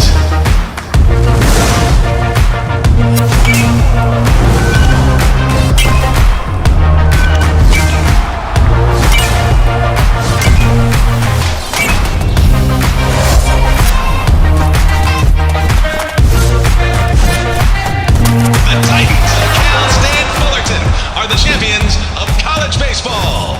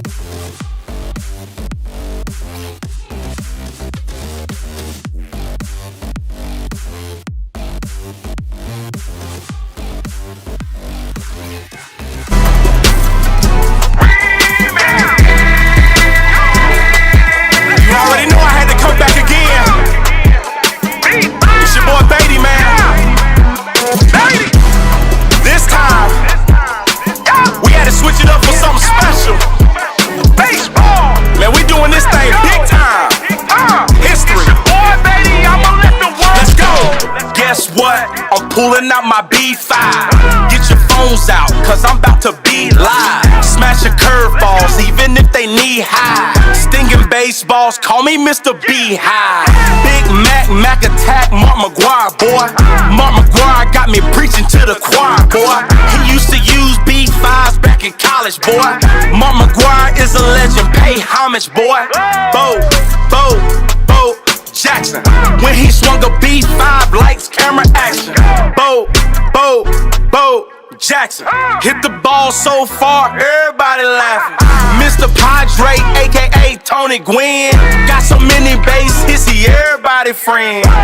5.5 or the 6 hole, doesn't matter, Tony Gwynn getting hits, yo. I'm swinging B5, I'm swinging B5, I'm swinging B5, yeah, I'm swinging B5, I'm swinging B5, I'm swinging B5, all in the dirt, guaranteed to hit a big car. I'm swinging B5, I'm swinging B5, I'm swinging B5, yeah, I'm swinging B5, I'm swinging B5, I'm swinging B5, all in the dirt, guaranteed to hit a big car.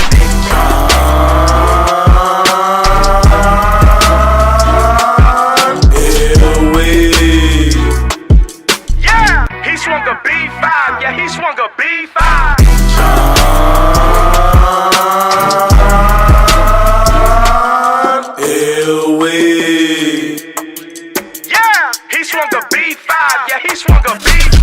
I'm buried locking every time I turn a double play. I'm buried locking, dropping bombs each and every day. I'm buried locking, so just sit back, enjoy the show.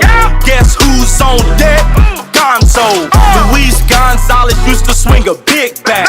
Made a lot of pitchers ask how he hit that. Yeah, like for real. How did he hit that? I threw it outside and he. God dang it, how did he hit that? Terry Francona, soon to be Hall of Fame. Swung a B5, now everybody know his name. I'm swinging B5, I'm swinging B5, I'm swinging B5, yeah, I'm swinging B5, I'm swinging B5, I'm swinging B5, all in the dirt, guaranteed to hit a big fly. I'm swinging B5, I'm swinging B5, I'm swinging B5, yeah, I'm swinging B5, I'm swinging B5, I'm swinging B5, all in the dirt, guaranteed to hit a big fly. T-I-N-O-M-A-R-T-I-N-E-Z. Tino Martinez made it look easy. Left a lot of pitchers feeling so greasy. B5 is the bat you need to swing, boy. Got my team screaming out, do your thing, boy. The B5 extra hot, got a lot of pop. All you other bats soft like flip-flops. I don't really care what the haters gotta say. I practice 24/7, that means every day. I carry 2 B5s in my bat bag. Why you carry 2 bats? Cause I got swag. You throw a curveball, I'ma throw a uppercut. If you throw it again, I'ma double up. CJ Beatty 44 on the Instagram. I let the whole wide world know who I am. I'm swinging B5, I'm swinging B5, I'm swinging B5, yeah, I'm swinging B5, I'm swinging B5, I'm swinging B5, all in the dirt, guaranteed to hit a big fly. I'm swinging B5, I'm swinging B5, I'm swinging B5,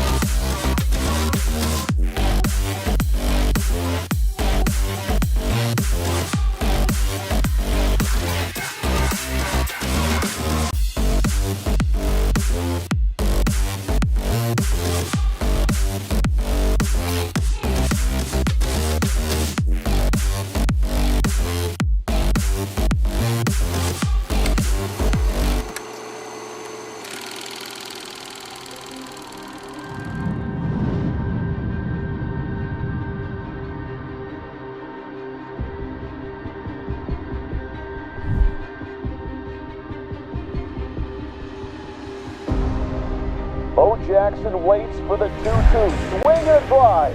Deep center field. There she goes. A home run for Mark McGuire. Tony Gwynn launches one over the right field wall. A second deck shot for Barry Larkin. The Titans of Cal State Fullerton are the champions of college baseball.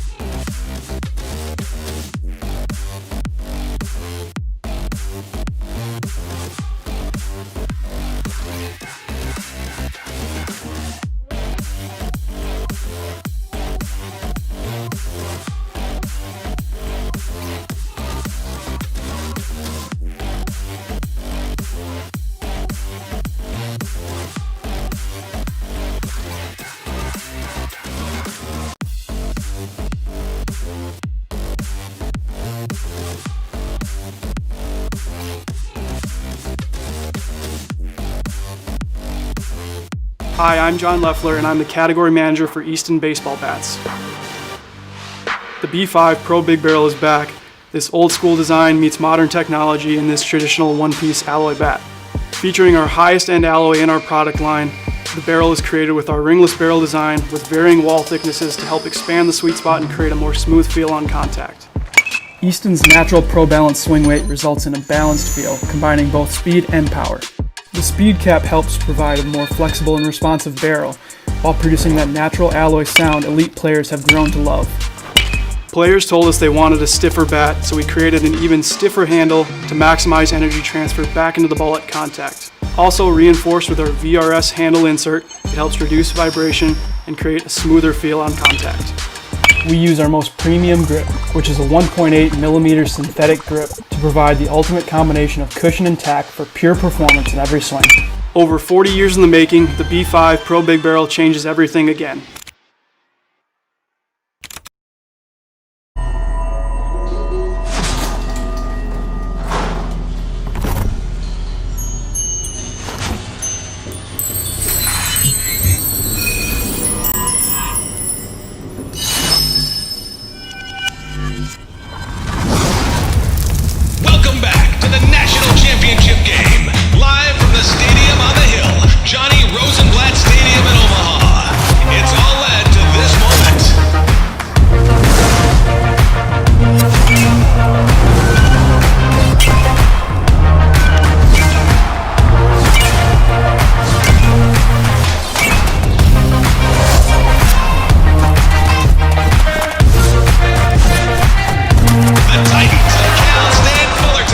are the champions of college baseball.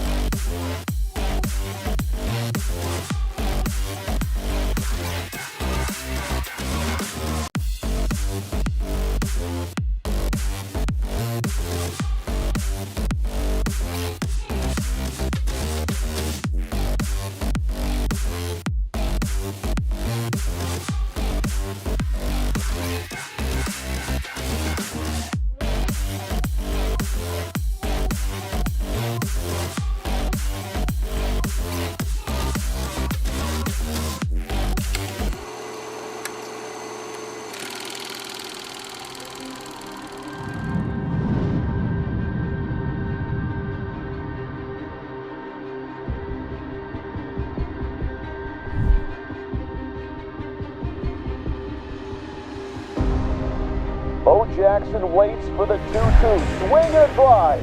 Deep center field. There she goes. A home run for Mark McGuire. Tony Gwynn launches one over the right field wall. A second deck shot for Barry Larkin. The Titans of Cal State Fullerton are the champions of college baseball.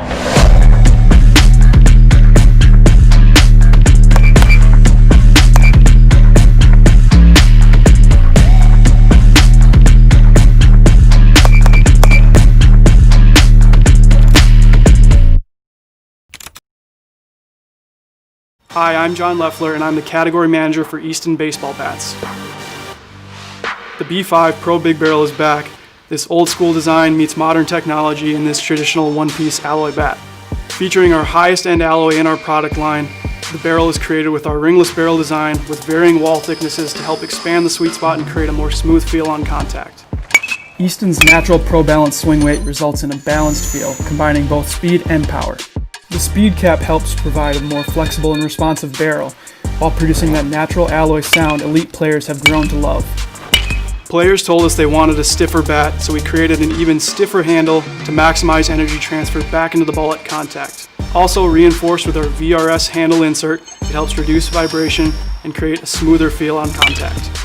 We use our most premium grip, which is a 1.8 millimeter synthetic grip to provide the ultimate combination of cushion and tack for pure performance in every swing. Over 40 years in the making, the B5 Pro Big Barrel changes everything again. All right, here we go. 3, 2, 1, live. Okay, we are live again at the Green Easton Classic. It's Andrew Barry coming at you with my colleague Bobby Pease. This is the championship matchup of the college bracket. We've got McGuire Jeffson hitting out of the barn in Idaho, an uncommitted high school graduate looking for a place to play in 2021, ready to show off what he's got, facing Trevor Curl out in Seattle, Washington at Boost Baseball. So a couple of quality hitters, Bob. We saw from the semifinal matchups today, they kind of have a different approach at the plate in terms of what they're doing here. Give me some keys to victory and some approach talk for both McGuire and Trevor.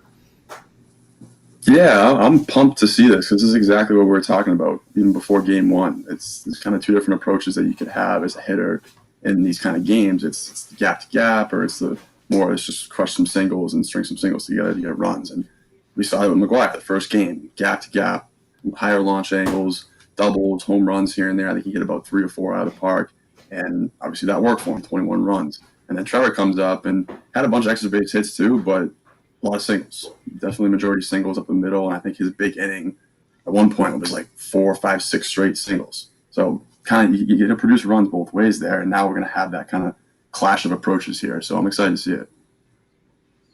Yeah, you're absolutely right. And McGuire in the first game put up about 21 runs or so, and about what he did in the qualifier. So I think we can probably expect something similar here. He's probably going to be in the 15 to 25 range.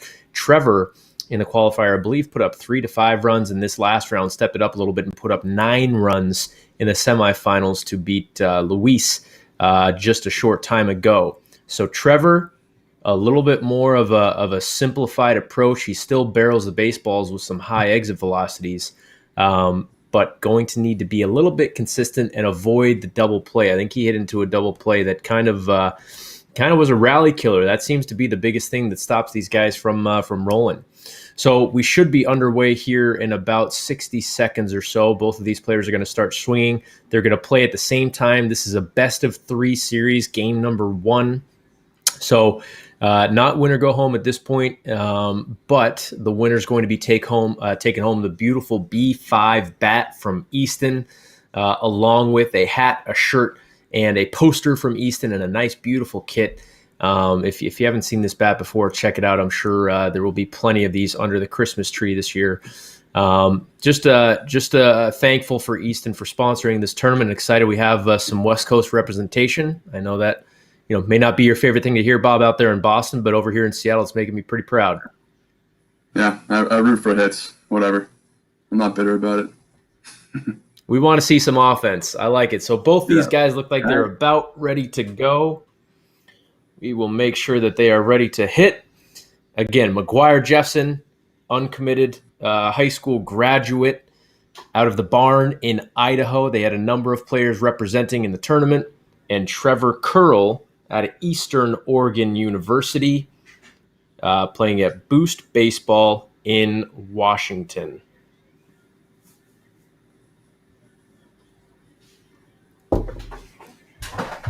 Okay, so Bob, talk to me.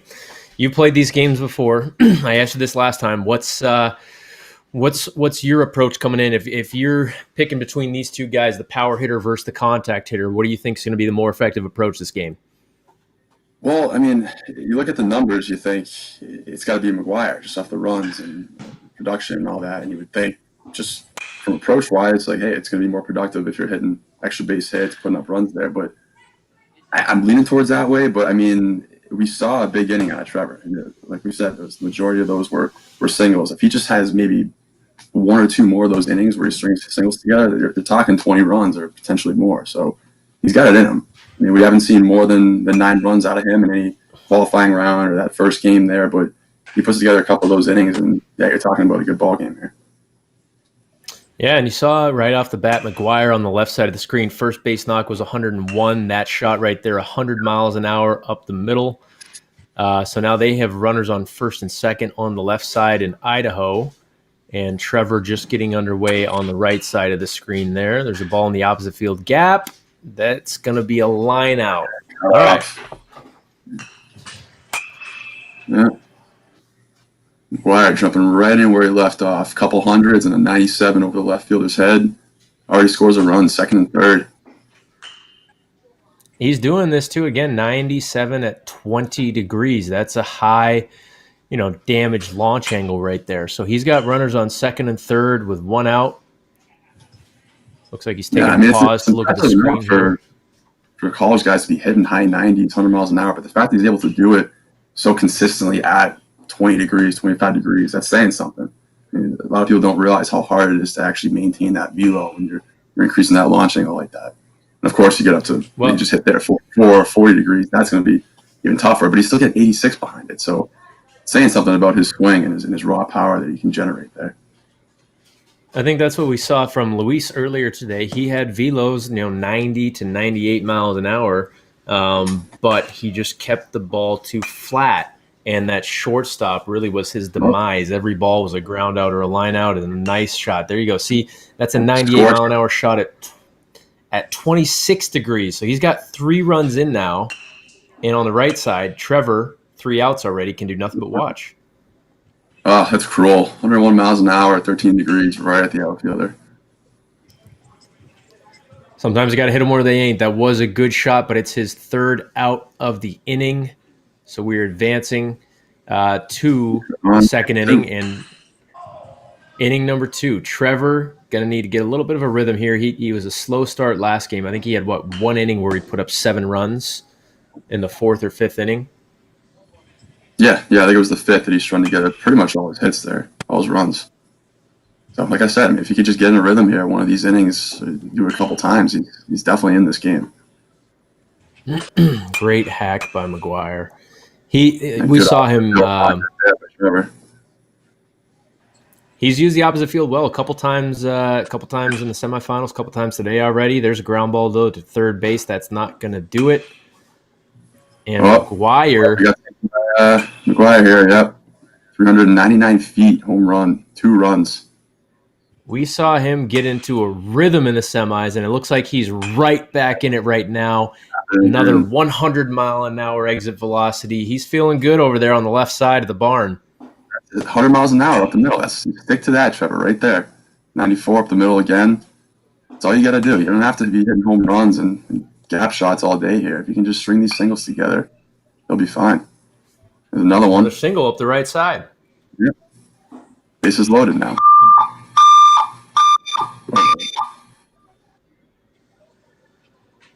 So we got bases loaded on the right side of the screen. Here comes the pitch with 2 outs for Trevor. Foul ball, second pitch of the at-bat. So here comes pitch number 3. McGuire also with 0 outs. That might be his first one.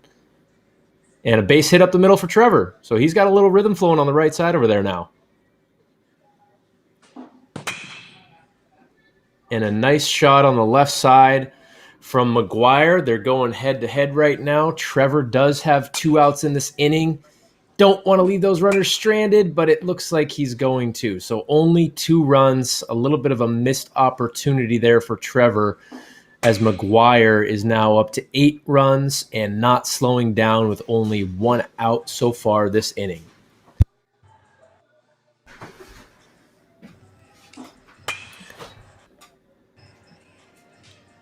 And another shot to the left side from McGuire, 97 miles an hour, 25 degrees over the fence, extending his lead to 11-2 now here in just the second inning. Last time we saw this happen, Trevor was only able to put up 9 runs last game, so he's going to have to turn it on here. He's going to have to harness something. We know he can do it, just have to be consistent delivering the barrel. And you see McGuire on the left side rolls over there for out number 2.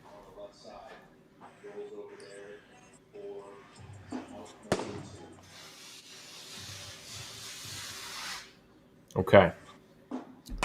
Runner on second, foul ball for McGuire. Again, he's playing at the barn down in Idaho. They have 3 systems down there. And on the right side of the screen at Boost Sports Data, Boost Baseball, they've got one there at the Ford Sports Performance Center out in Bellevue, Washington. And McGuire still ripping through it. So now it's a 12-2 lead. Runner on second base, 2 outs. That shot is right at the left fielder, and it's going to get down, it looks like. So runners on first and third, 2 outs. And there's a shot right at the left fielder. Welcome back, Bobby. So fire alarm. I love it. Okay, well, you Swinging again. Yeah, I think Trevor needs to pull the fire alarm on McGuire to get him out of the cage because he was hot right there. No. 12-2 coming into the third inning now. And I'll tell you, the only times that McGuire's getting out when you watch him are these hard line shots to the left fielder, like right to the left fielder. Those seem to be his only outs as opposed to a few missed hits on the ground. He's barreling up every single ball. We don't see balls below 90, 95 miles an hour. I think there's like a couple there. But it seems like every one are getting barreled up. And yeah, like you said, his outs are these high quality outs, shots right at the left fielder, right at the center fielder. Trevor's sticking to his rhythm too. two base knocks up the middle, runners on first and second, and there's one in the gap, 82-29. It looks like it's going to be down. There's a 2-run bomb for McGuire there. 398 he's had that's impressive. 4 or 5 400-foot shots tonight. Yeah, he has. And on Trevor's side, he's doing what he needs to do to keep up right now. This is an important inning here. He's now has 3 runs scored this inning, or 2 runs scored this inning. There's the third. And Trevor has to stay consistent and pick his spot for when he's going to, put a little bit more into it and put it into the gap, because that right there is not going to cut it. Yeah, you got to keep that launch angle down. Play your game, Trevor. Here we go. There he is, right back up the middle. And on the left side, McGuire goes 403. He is teeing off right now. Man, what a display of offense right now. It's like we're in inning 3 and Trevor's at 6 runs, and it's completely overshadowed by 15 runs already. McGuire, that's insane. This is incredible, though. You called this from the very beginning. Trevor is just sticking to what he does best, and now he grounds the shortstop, and that's a double play. That is the risk you run with that lower launch angle, a double play. Yeah. It works until it doesn't. There you go. Okay. McGuire with a chance to add on to his lead that dropped down a little bit. Still has 8 runs on the board ahead. 8 runs is close with a lot of game left there. Definitely is. Definitely not without a reach. We've seen these leads dissipate in no time. Wow. 101 at 22 degrees for McGuire. Both of these guys are swinging the Easton B5 Pro Big Barrel bat. You got to imagine swinging a nice stick like that is helping give a little extra pop to their swings right now. Unbelievable. 18 runs, 402 in the distance there.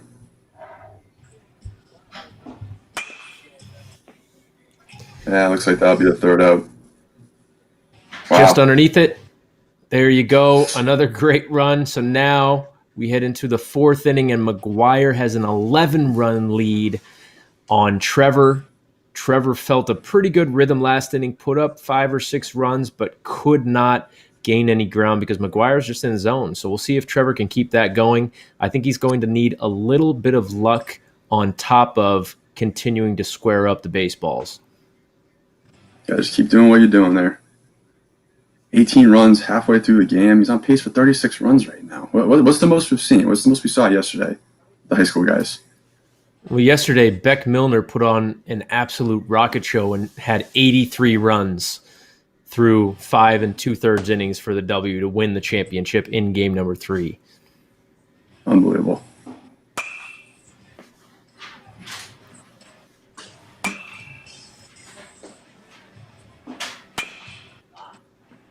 And there is what Trevor needed. Just to look at that. But on the right side, Trevor follows it up with another quick out. So 1 out apiece.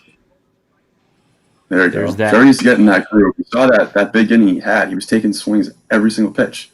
There was no thinking. It was just smooth, one after another, singles up the middle. He needs to get back into that groove. You know, when you and I play these games online against each other, I always call my team name the West Side Singles. I think Trevor might be stealing that name from me. He has the exact approach as me.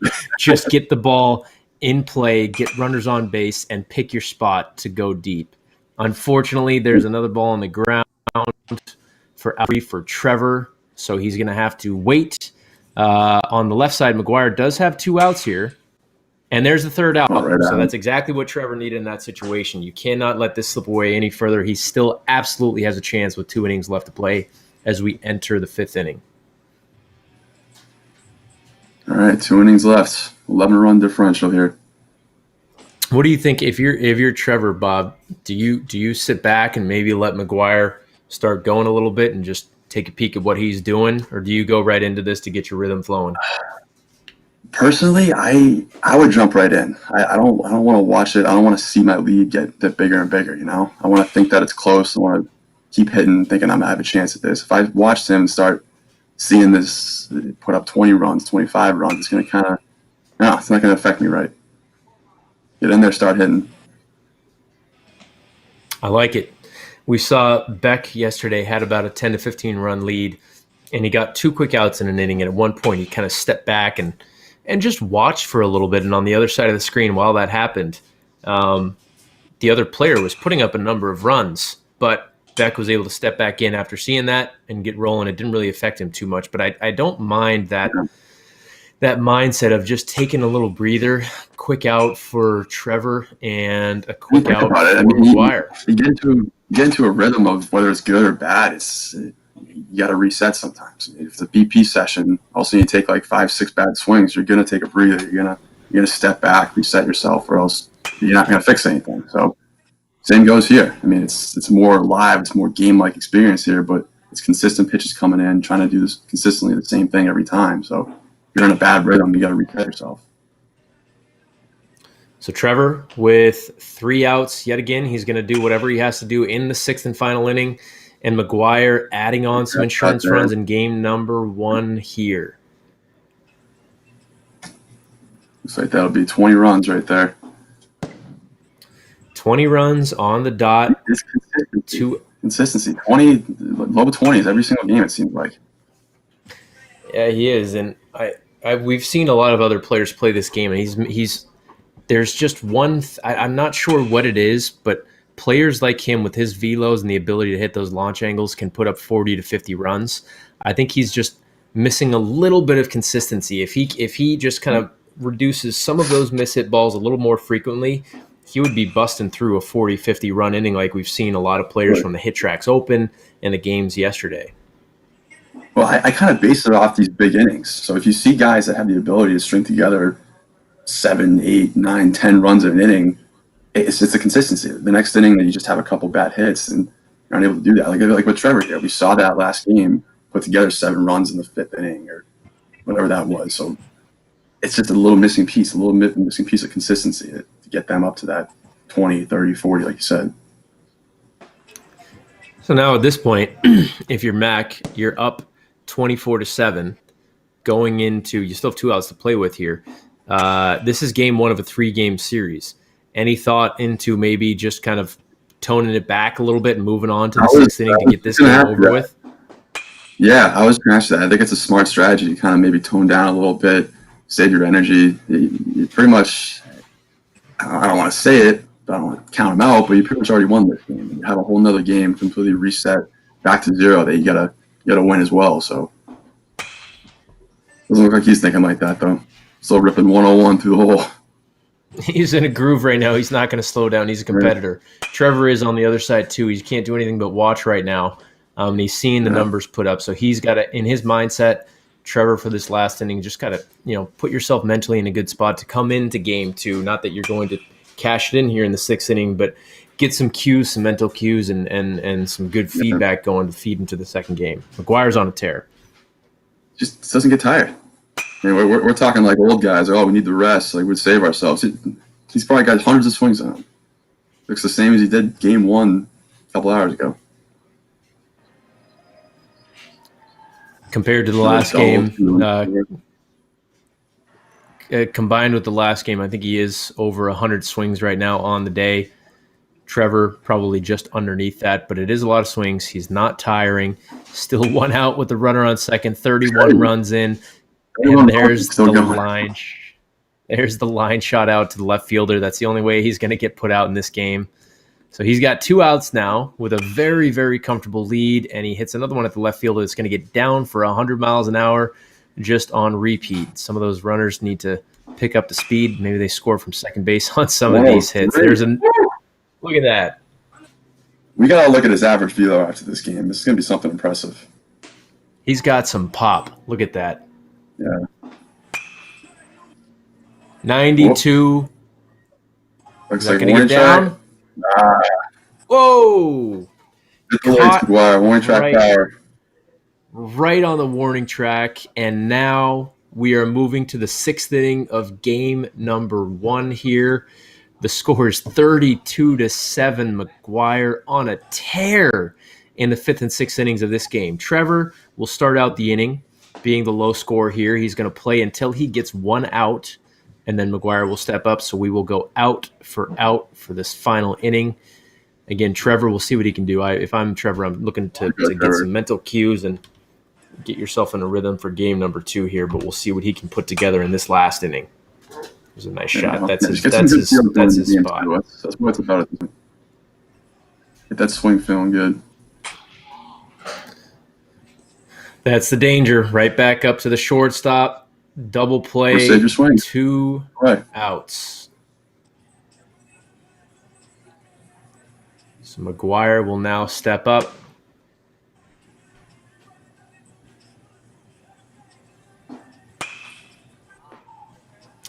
And after taking a little bit of a break, it looks like it is at 55 degrees for his first out of the inning.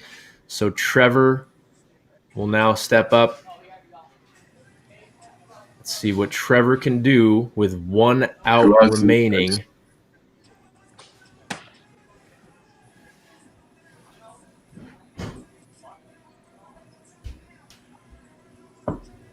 Takes the first pitch. Fouls off the second pitch. Each player gets 4 pitches for every at-bat. If they don't put a ball in play on the 4th pitch, it's an out. And there's a nice opposite field double. There. Yeah. Maybe he needs to look a little bit. Yeah. 14, yeah, maybe he needs to look. That opposite field gap has served him well. When he goes oppo, I think he's 3 for 4. Maybe that's a good spot for him to start looking at. Yeah. And he gets the launch angle to the opposite field, too. You don't see many ground balls to the right side. Seems like the majority of his ground balls are up the middle or to the left. You're absolutely right, just like that. And that is the third out of the game of the sixth inning, and that will do it. So game number 1, McGuire, McAttack, Jeffson will take the victory 32-7 over Trevor Curl. This is the championship series of our college bracket for the Easton, the Green Easton Classic. Game number 2 will be coming up shortly. So this is a best of 3 series. So Trevor, you're not out. You just need to relax, maybe go drink a Red Bull and hop back in the cage here in about a half an hour. We'll be back with action for game number 2. Thanks, Bob. Thanks, Andrew.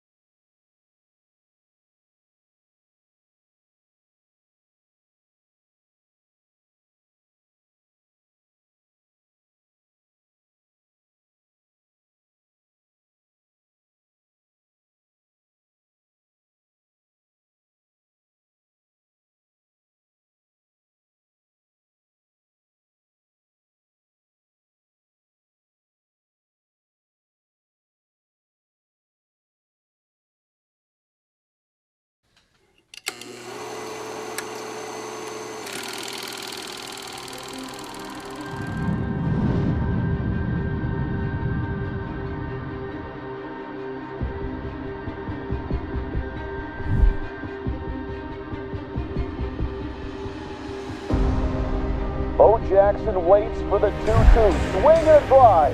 Deep center field. There she goes. A home run for Mark McGuire. Tony Gwynn launches one over the right field wall. A second-guess shot for Barry Larkin.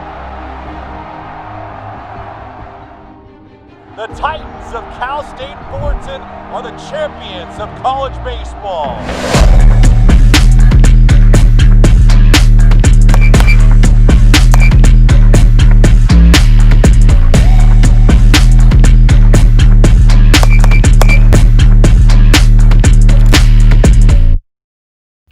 Hi, I'm John Leffler, and I'm the category manager for Easton baseball bats. The B5 Pro Big Barrel is back. This old school design meets modern technology in this traditional one-piece alloy bat.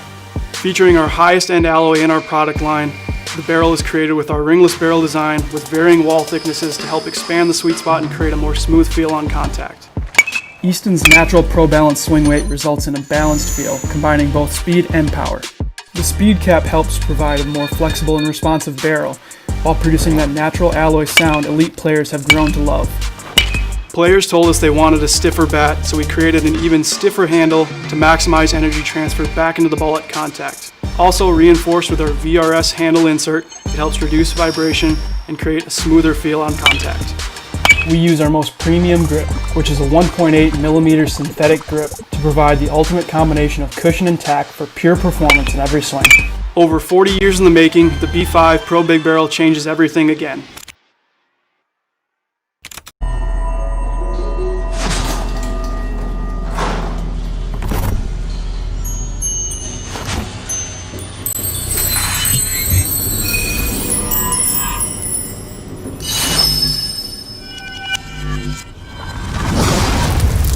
Welcome back to the National Championship game.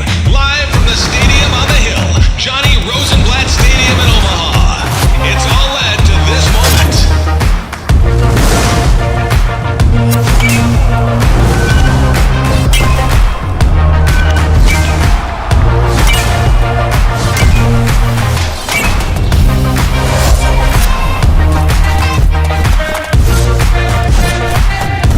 The Titans of Cal State Fullerton are the champions of college baseball.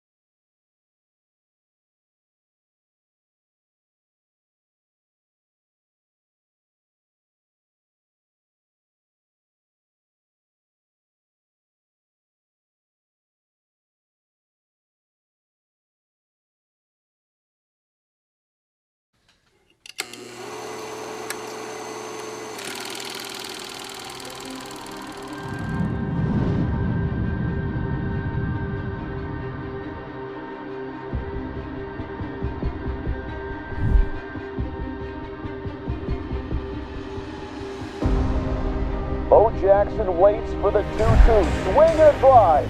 Deep center field. There she goes. A home run for Mark McGuire. Tony Gwynn launches one over the right field wall. A second-guess shot for Barry Larkin.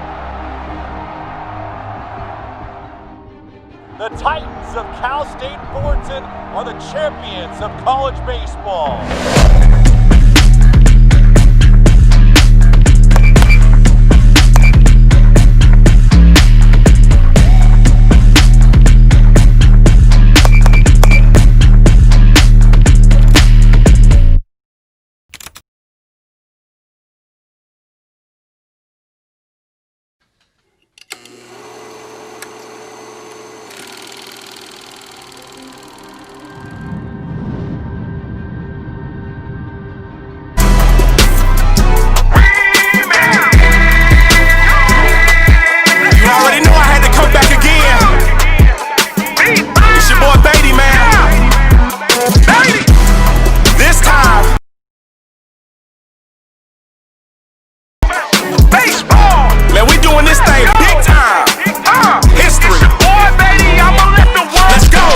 Guess what? I'm pulling out my B5. Get your phone phones out, cause I'm about to be live. Smashing curveballs, even if they knee high. Stinging baseballs, call me Mr. Beehive. Big Mac attack, Mark McGuire, boy. Mark McGuire got me preaching to the choir, boy. He used to use B5s back in college, boy. Mark McGuire is a legend, pay homage, boy. Bo Jackson, when he swung a B5, lights, camera, action. Bo Jackson, hit the ball so far, everybody laughing. Mr. Padre, aka Tony Gwynn, got so many base hits, he everybody friend. 5.5 or the 6 hole, doesn't matter, Tony Gwynn getting hits, yo. I'm swinging B5, I'm swinging B5, I'm swinging B5, yeah, I'm swinging B5, I'm swinging B5, I'm swinging B5, all in the dirt, guaranteed to hit a big car. I'm swinging B5, I'm swinging B5, I'm swinging B5, yeah, I'm swinging B5, I'm swinging B5, I'm swinging B5, all in the dirt, guaranteed to hit a big car.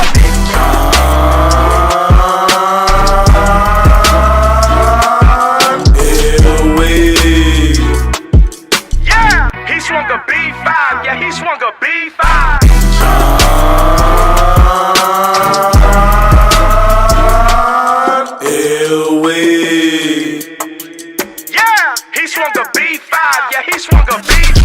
I'm buried locking every time I turn a double play. I'm buried locking, dropping bombs each and every day. I'm buried locking, so just sit back, enjoy the show. Guess who's on deck? Gonzo. Luis Gonzalez used to swing a big bat. Made a lot of pitchers ask how he hit that. Yeah, like for real. How did he hit that? I threw it outside and he. God dang it, how did he hit that? Terry Francona, soon to be Hall of Fame. Swung a B5, now everybody know his name. I'm swinging B5, I'm swinging B5, I'm swinging B5, yeah, I'm swinging B5, I'm swinging B5, I'm swinging B5, all in the dirt, guaranteed to hit a big fly. I'm swinging B5, I'm swinging B5, I'm swinging B5, yeah, I'm swinging B5, I'm swinging B5, I'm swinging B5, all in the dirt, guaranteed to hit a big fly. T-I-N-O-M-A-R-T-I-N-E-Z. Tino Martinez made it look easy. Left a lot of pitchers feeling so greasy. B5 is the bat you need to swing, boy. Got my team screaming out, do your thing, boy. The B5 extra hot, got a lot of pop. All you other bats soft like flip-flops. I don't really care what the haters gotta say. I practice 24/7, that means every day. I carry 2 B5s in my bat bag. Why you carry 2 bats? Cause I got swag. You throw a curveball, I'ma throw a uppercut. If you throw it again, I'ma double up. CJ Beatty 44 on the Instagram. I let the whole wide world know who I am. I'm swinging B5, I'm swinging B5, I'm swinging B5, yeah, I'm swinging B5, I'm swinging B5, I'm swinging B5, all in the dirt, guaranteed to hit a big fly. I'm swinging B5, I'm swinging B5, I'm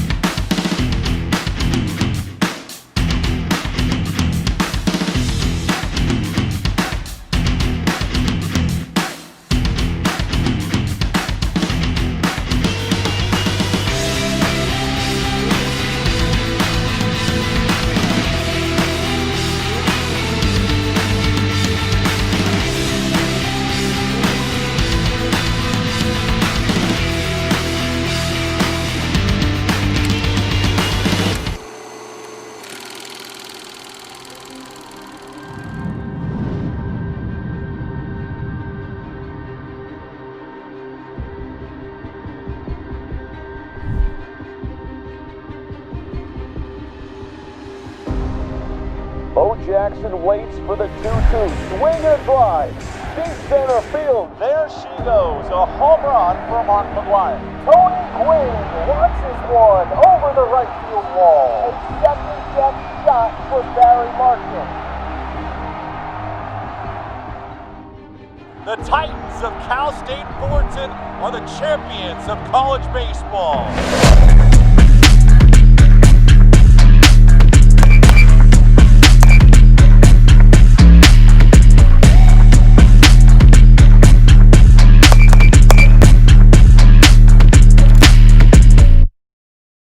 Hi, I'm John Leffler, and I'm the category manager for Easton baseball bats. The B5 Pro Big Barrel is back. This old school design meets modern technology in this traditional one-piece alloy bat. Featuring our highest end alloy in our product line, the barrel is created with our ringless barrel design with varying wall thicknesses to help expand the sweet spot and create a more smooth feel on contact. Easton's natural Pro Balance swing weight results in a balanced feel, combining both speed and power. The speed cap helps provide a more flexible and responsive barrel, while producing that natural alloy sound elite players have grown to love. Players told us they wanted a stiffer bat, so we created an even stiffer handle to maximize energy transfer back into the ball at contact. Also reinforced with our VRS handle insert, it helps reduce vibration and create a smoother feel on contact. We use our most premium grip, which is a 1.8mm synthetic grip, to provide the ultimate combination of cushion and tack for pure performance in every swing. Over 40 years in the making, the B5 Pro Big Barrel changes everything again.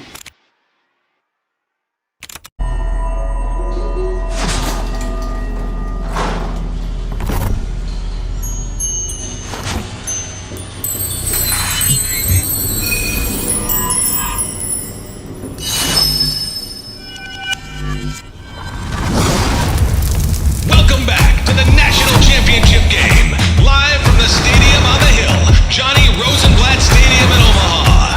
It's all led to this moment.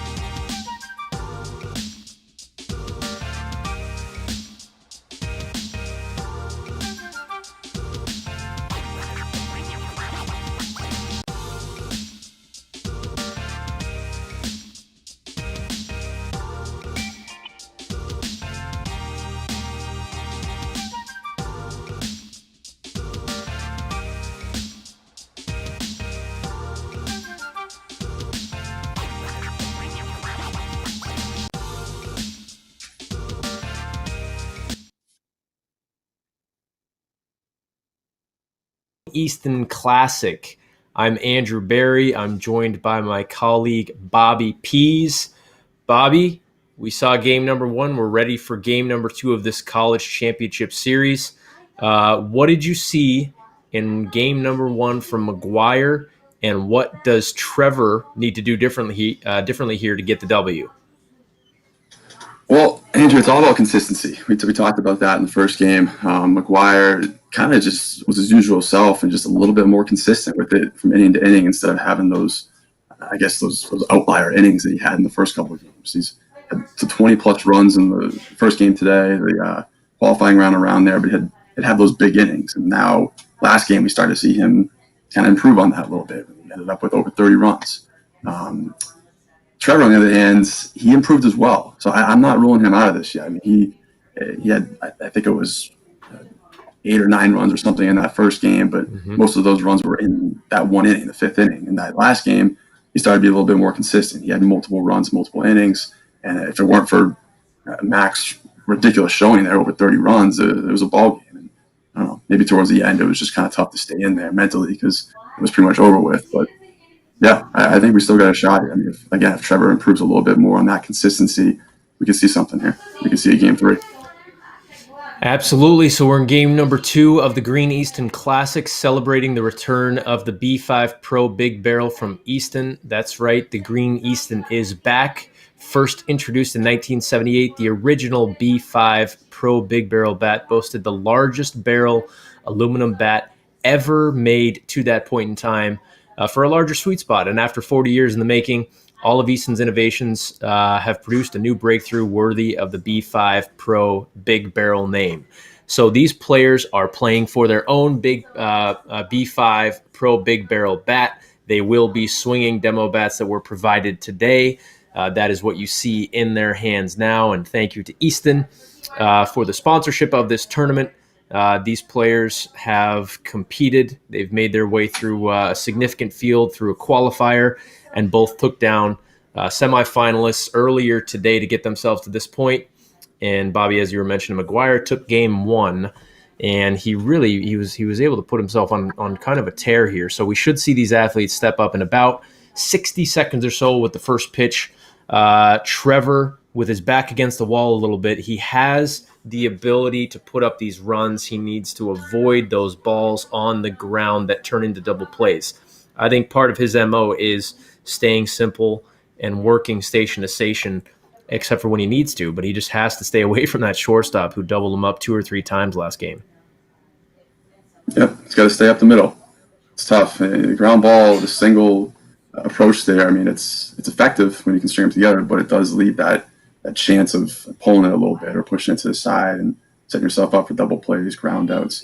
The ground balls at the middle are effective for him, but I really think he needs to live at that 10 to 15 degree launch angle range. If he gets up to 20, 25, we saw him start to have those line outs, those fly outs to center field. So if he can stay in that 10 to 15 range and have those ground balls once in a while up the middle there, then I think he's going to be in good shape there. We'll see what happens. I think based on what McGuire's done today so far, he's got a pretty consistent swing. So hopefully, I think Trevor's going to rely a little bit on luck and hope that he is swinging and missing at a few of these or at least popping them up. But he starts out 103 miles an hour out the gate and a base hit up the middle for Trevor, just as we would expect. Yep. Yeah, 103 rip to the left side. We've been seeing all day with McGuire, and then the single up the middle with Trevor. 7 degree launch angle range there. So that's a little bit low. I mean, if that's hit at the second baseman or at the shortstop, it's going to be caught. Usually you need to get to that 9, 10 degree range to get it over there. But, I mean, if you're hitting up the middle, doesn't matter. It could be straight into the ground, could be 10, 15 degrees. It's going to be a base hit. And there you go. That's 3 in a row for him right there. Bases loaded for Trevor and a ground ball. No. He's got a double play, 2 outs. 1 run did score. He's got another runner on third base. That's going to be a big one to pick up. But McGuire on the left side is runners. There it is. There's the Oppo double. We talked about that at the end of last game. the opposite field for Trevor seemed to be pretty effective. I think he needs to stay in that gap. Yeah. We got one out, first and third from McGuire on the left side there. That ball squeezed through. Yeah. I think the third baseman should have had that ground ball to the left side, but it was a base knock. Okay, so 2-2. All right, we're neck and neck here. 2-2. Trevor with 2 outs, McGuire with 1 out. Runners on base for both athletes. We'll see what happens here. This is, I would say, more so important for Trevor to stay up and maybe get the lead, and he does. Right back up the middle with a base knock. Stay up the middle. And 102.7. You can see the crazy difference there. He's 102 miles an hour at 15 degrees, and it's a shot in the gap, and it lands almost past the outfielder.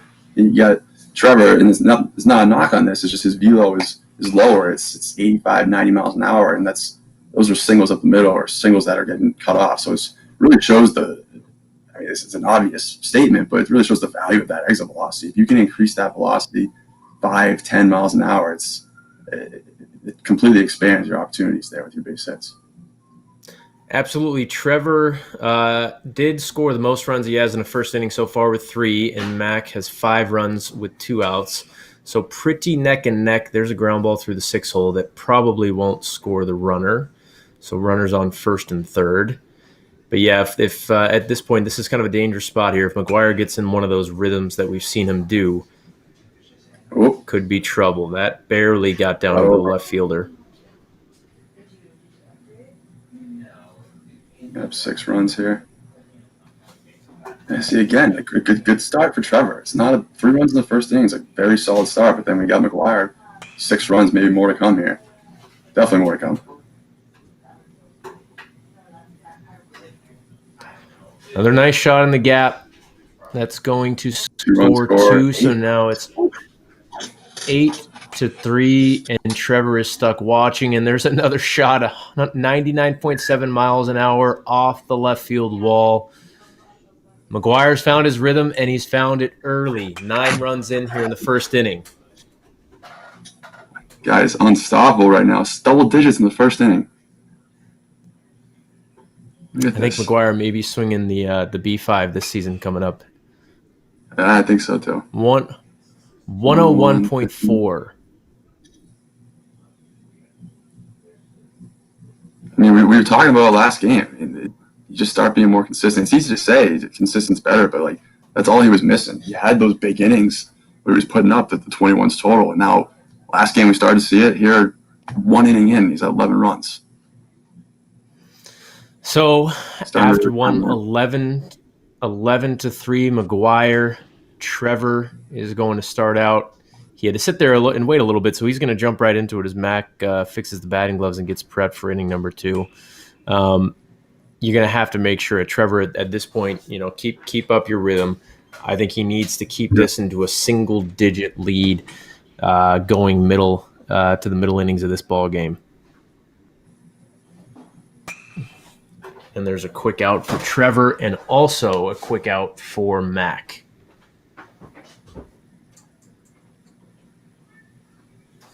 Stay up the middle. 2 straight outs for Mac there.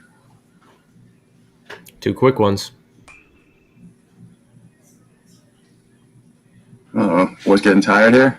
2 outs for Trevor, too. I don't blame. They've taken a lot of swings today. I wouldn't blame them if they had. Over 100 swings each hit. And then he rips 101.5, as I say that. Right at the left fielder, though. So this is a big opportunity. This is a big opportunity for Trevor because he's got a runner on second with 1 out remaining, and McGuire can't do anything but watch. There we go. Base knock up at the middle. Get a rhythm. Chip into this lead right now. 98 miles an hour on that last hit, too. He heard me chirping his exit velo. He's got some pop in him. He really does. He does. There you go. This is the 4th run. We got first and second now.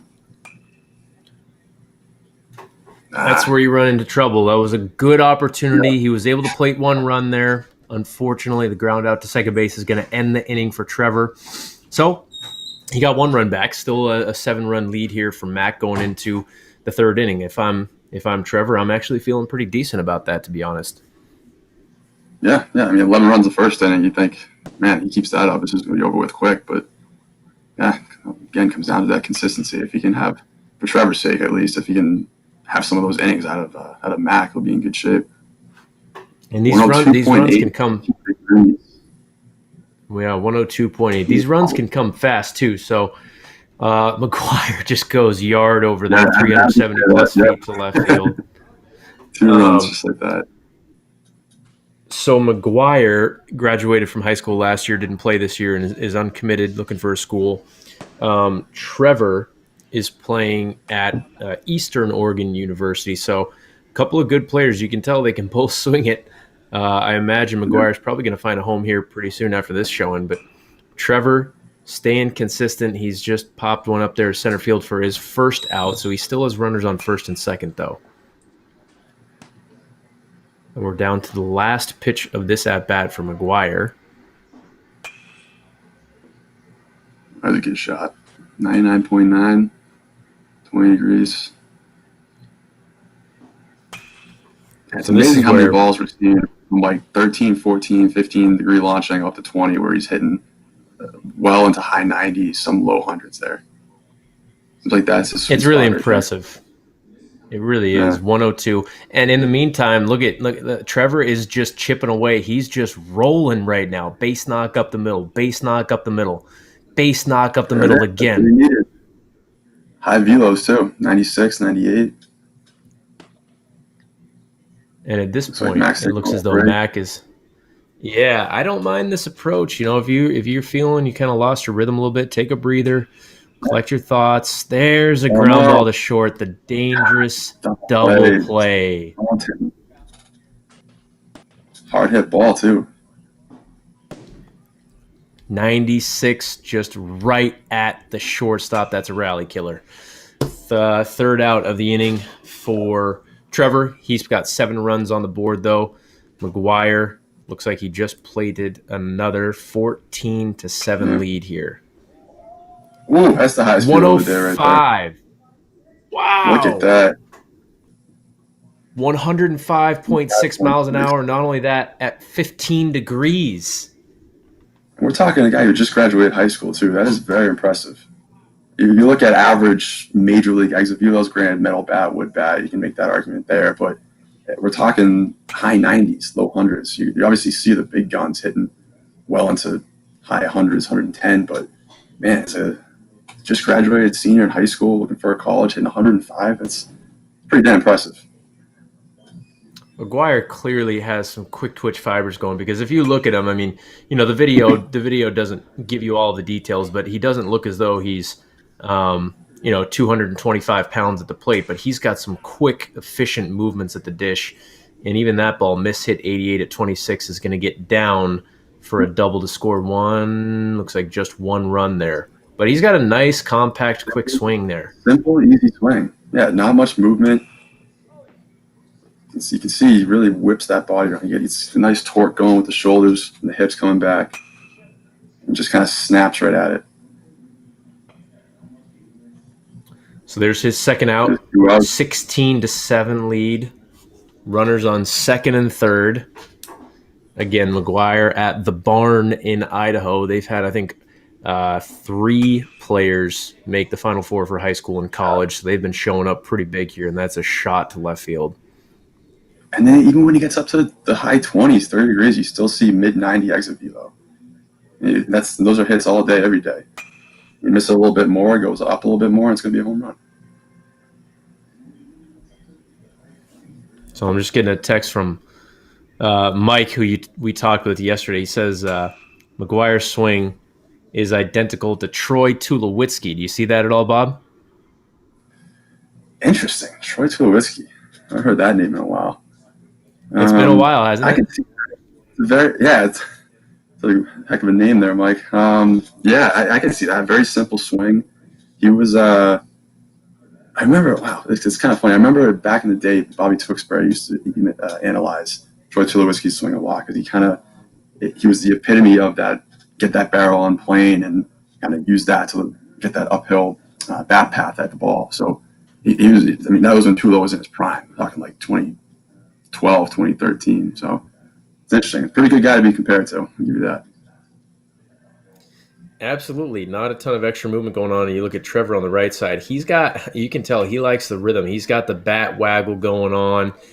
He grounds out up the middle there, but you can tell he's comfy and rhythmic in the batter's box when he's going. You know, his swing reminds me of a little bit Mookie Betts. Kind of the simple little up here and then just lunges down. Yeah, that's fitting as we're hitting in Dodger Stadium right now as well, too. And McGuire goes 104 to left and a 103-mile-an-hour foul ball there. Working off of a 12-run lead. That one was a little bit mishit. So he's got... Mishit there. That was a good double. We got one out apiece now. That is, and if you're going to make a move, again, these are 6-inning games. Time's running out a little bit, so it's time to make a move for Trevor. He's doing everything he can, and if it weren't for, there's that opposite field gap. If it weren't for those double plays, he'd be right in this thing. He's just got to avoid the rally killers to be able to keep rolling because he's 9 runs. He is. Look at this. Oh no! There it is. Don't do it. Oh. We're going to stop talking about it. I think we're making this happen here. I think as soon as we say it every it's time, inevitable.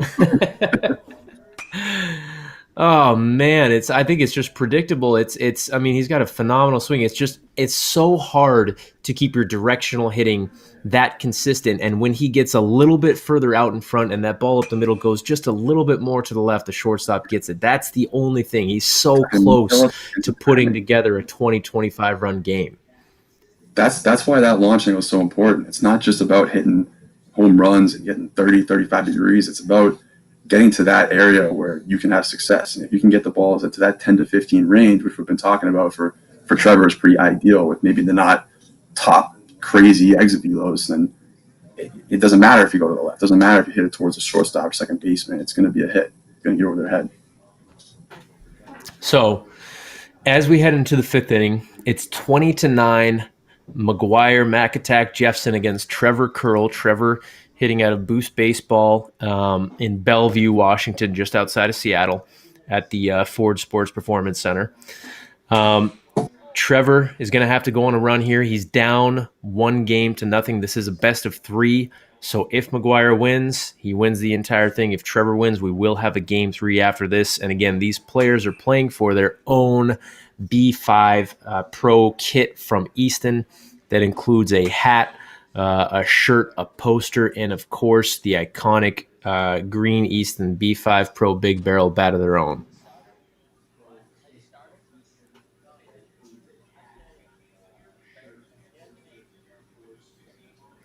See McGuire taking a little breather after a quick out. I don't mind that move at all.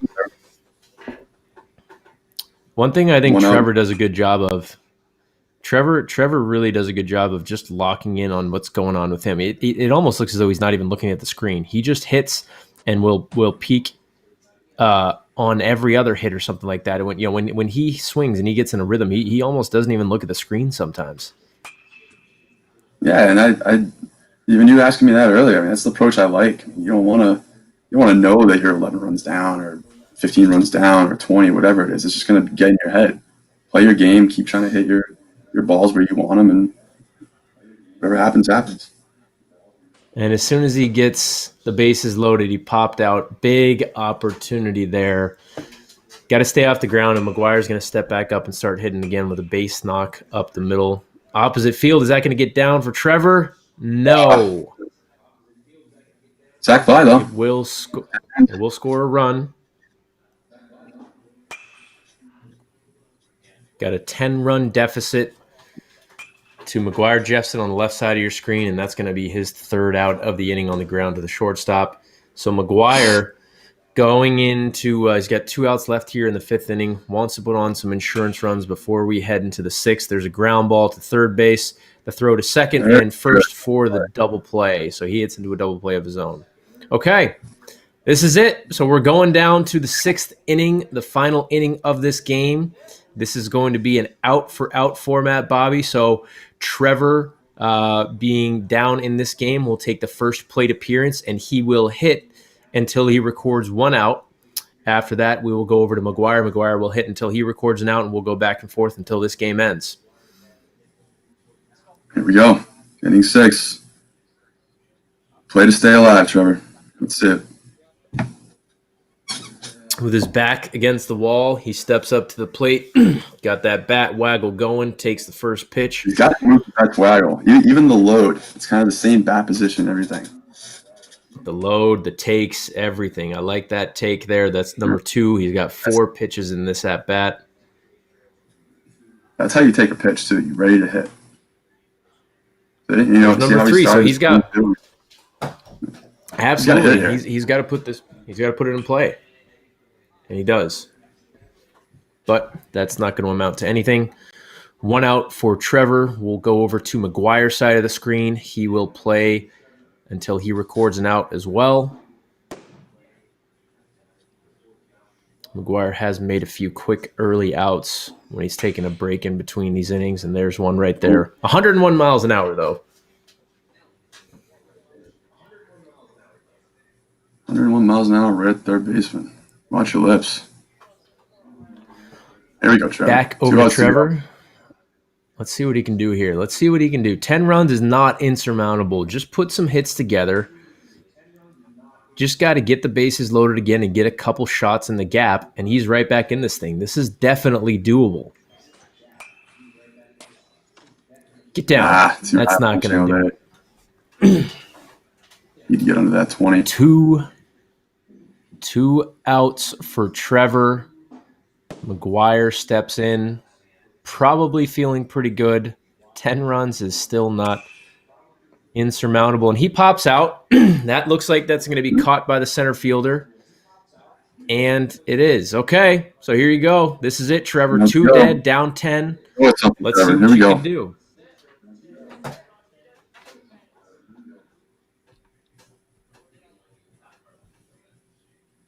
First pitch on its way, and he takes.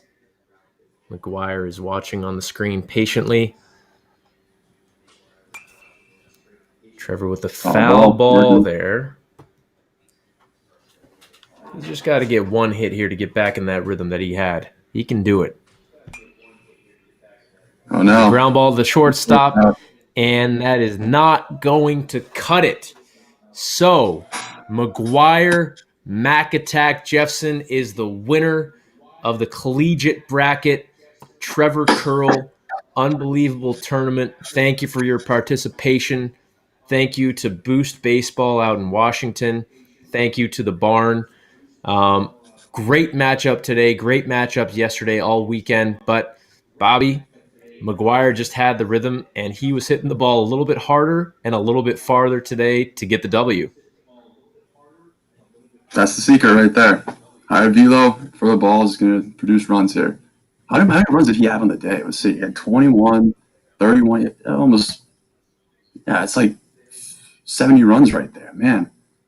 Sometimes just your day. He was. Yeah. He was feeling it. He got into his rhythm. He maxed out at about 105.6 miles an hour on his exit velocity, I think. Yeah. So we saw some serious athletes. And again, thank you to everybody for watching, tuning in. Congratulations to McGuire. A great tournament there. One actually interesting note as I'm kind of looking at the stats that we have recapped, there is only one home run in that game. There was only one home run in that game by McGuire. That was it. So he had 20 runs plated, but 19 extra base hits, but only one home run.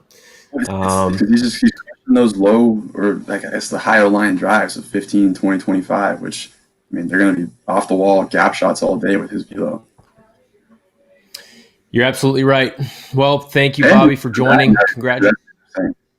Sorry, just real quick. His 622 batting average. Trevor actually had a better batting average that game than McGuire. He did. The OPS is a little bit different, factoring in the slugging percentage, but you're absolutely right. Trevor had an unbelievable tournament. Congratulations to both players. McGuire is going home with his own Easton B5 kit, again, with the hat, with the shirt, with the poster, and the beautiful silver and green B5 Pro barrel from Easton. He will be swagged out indeed. So, Bobby, thank you again. Thank you to everybody. Thank you to Easton. Thank you to the HitTrax engineering team. And everybody involved with this. And stay tuned. We will have more tournaments coming up in the online world. We talked a little bit yesterday about how next on the docket is probably a youth tournament coming up in the middle of January for some of those younger athletes to kind of serve that part of this group. So we're excited to do that and excited to keep things rolling with this online gaming. It's been a lot of fun. Thanks, Bobby. Thanks, Andrew. Congrats, Mac.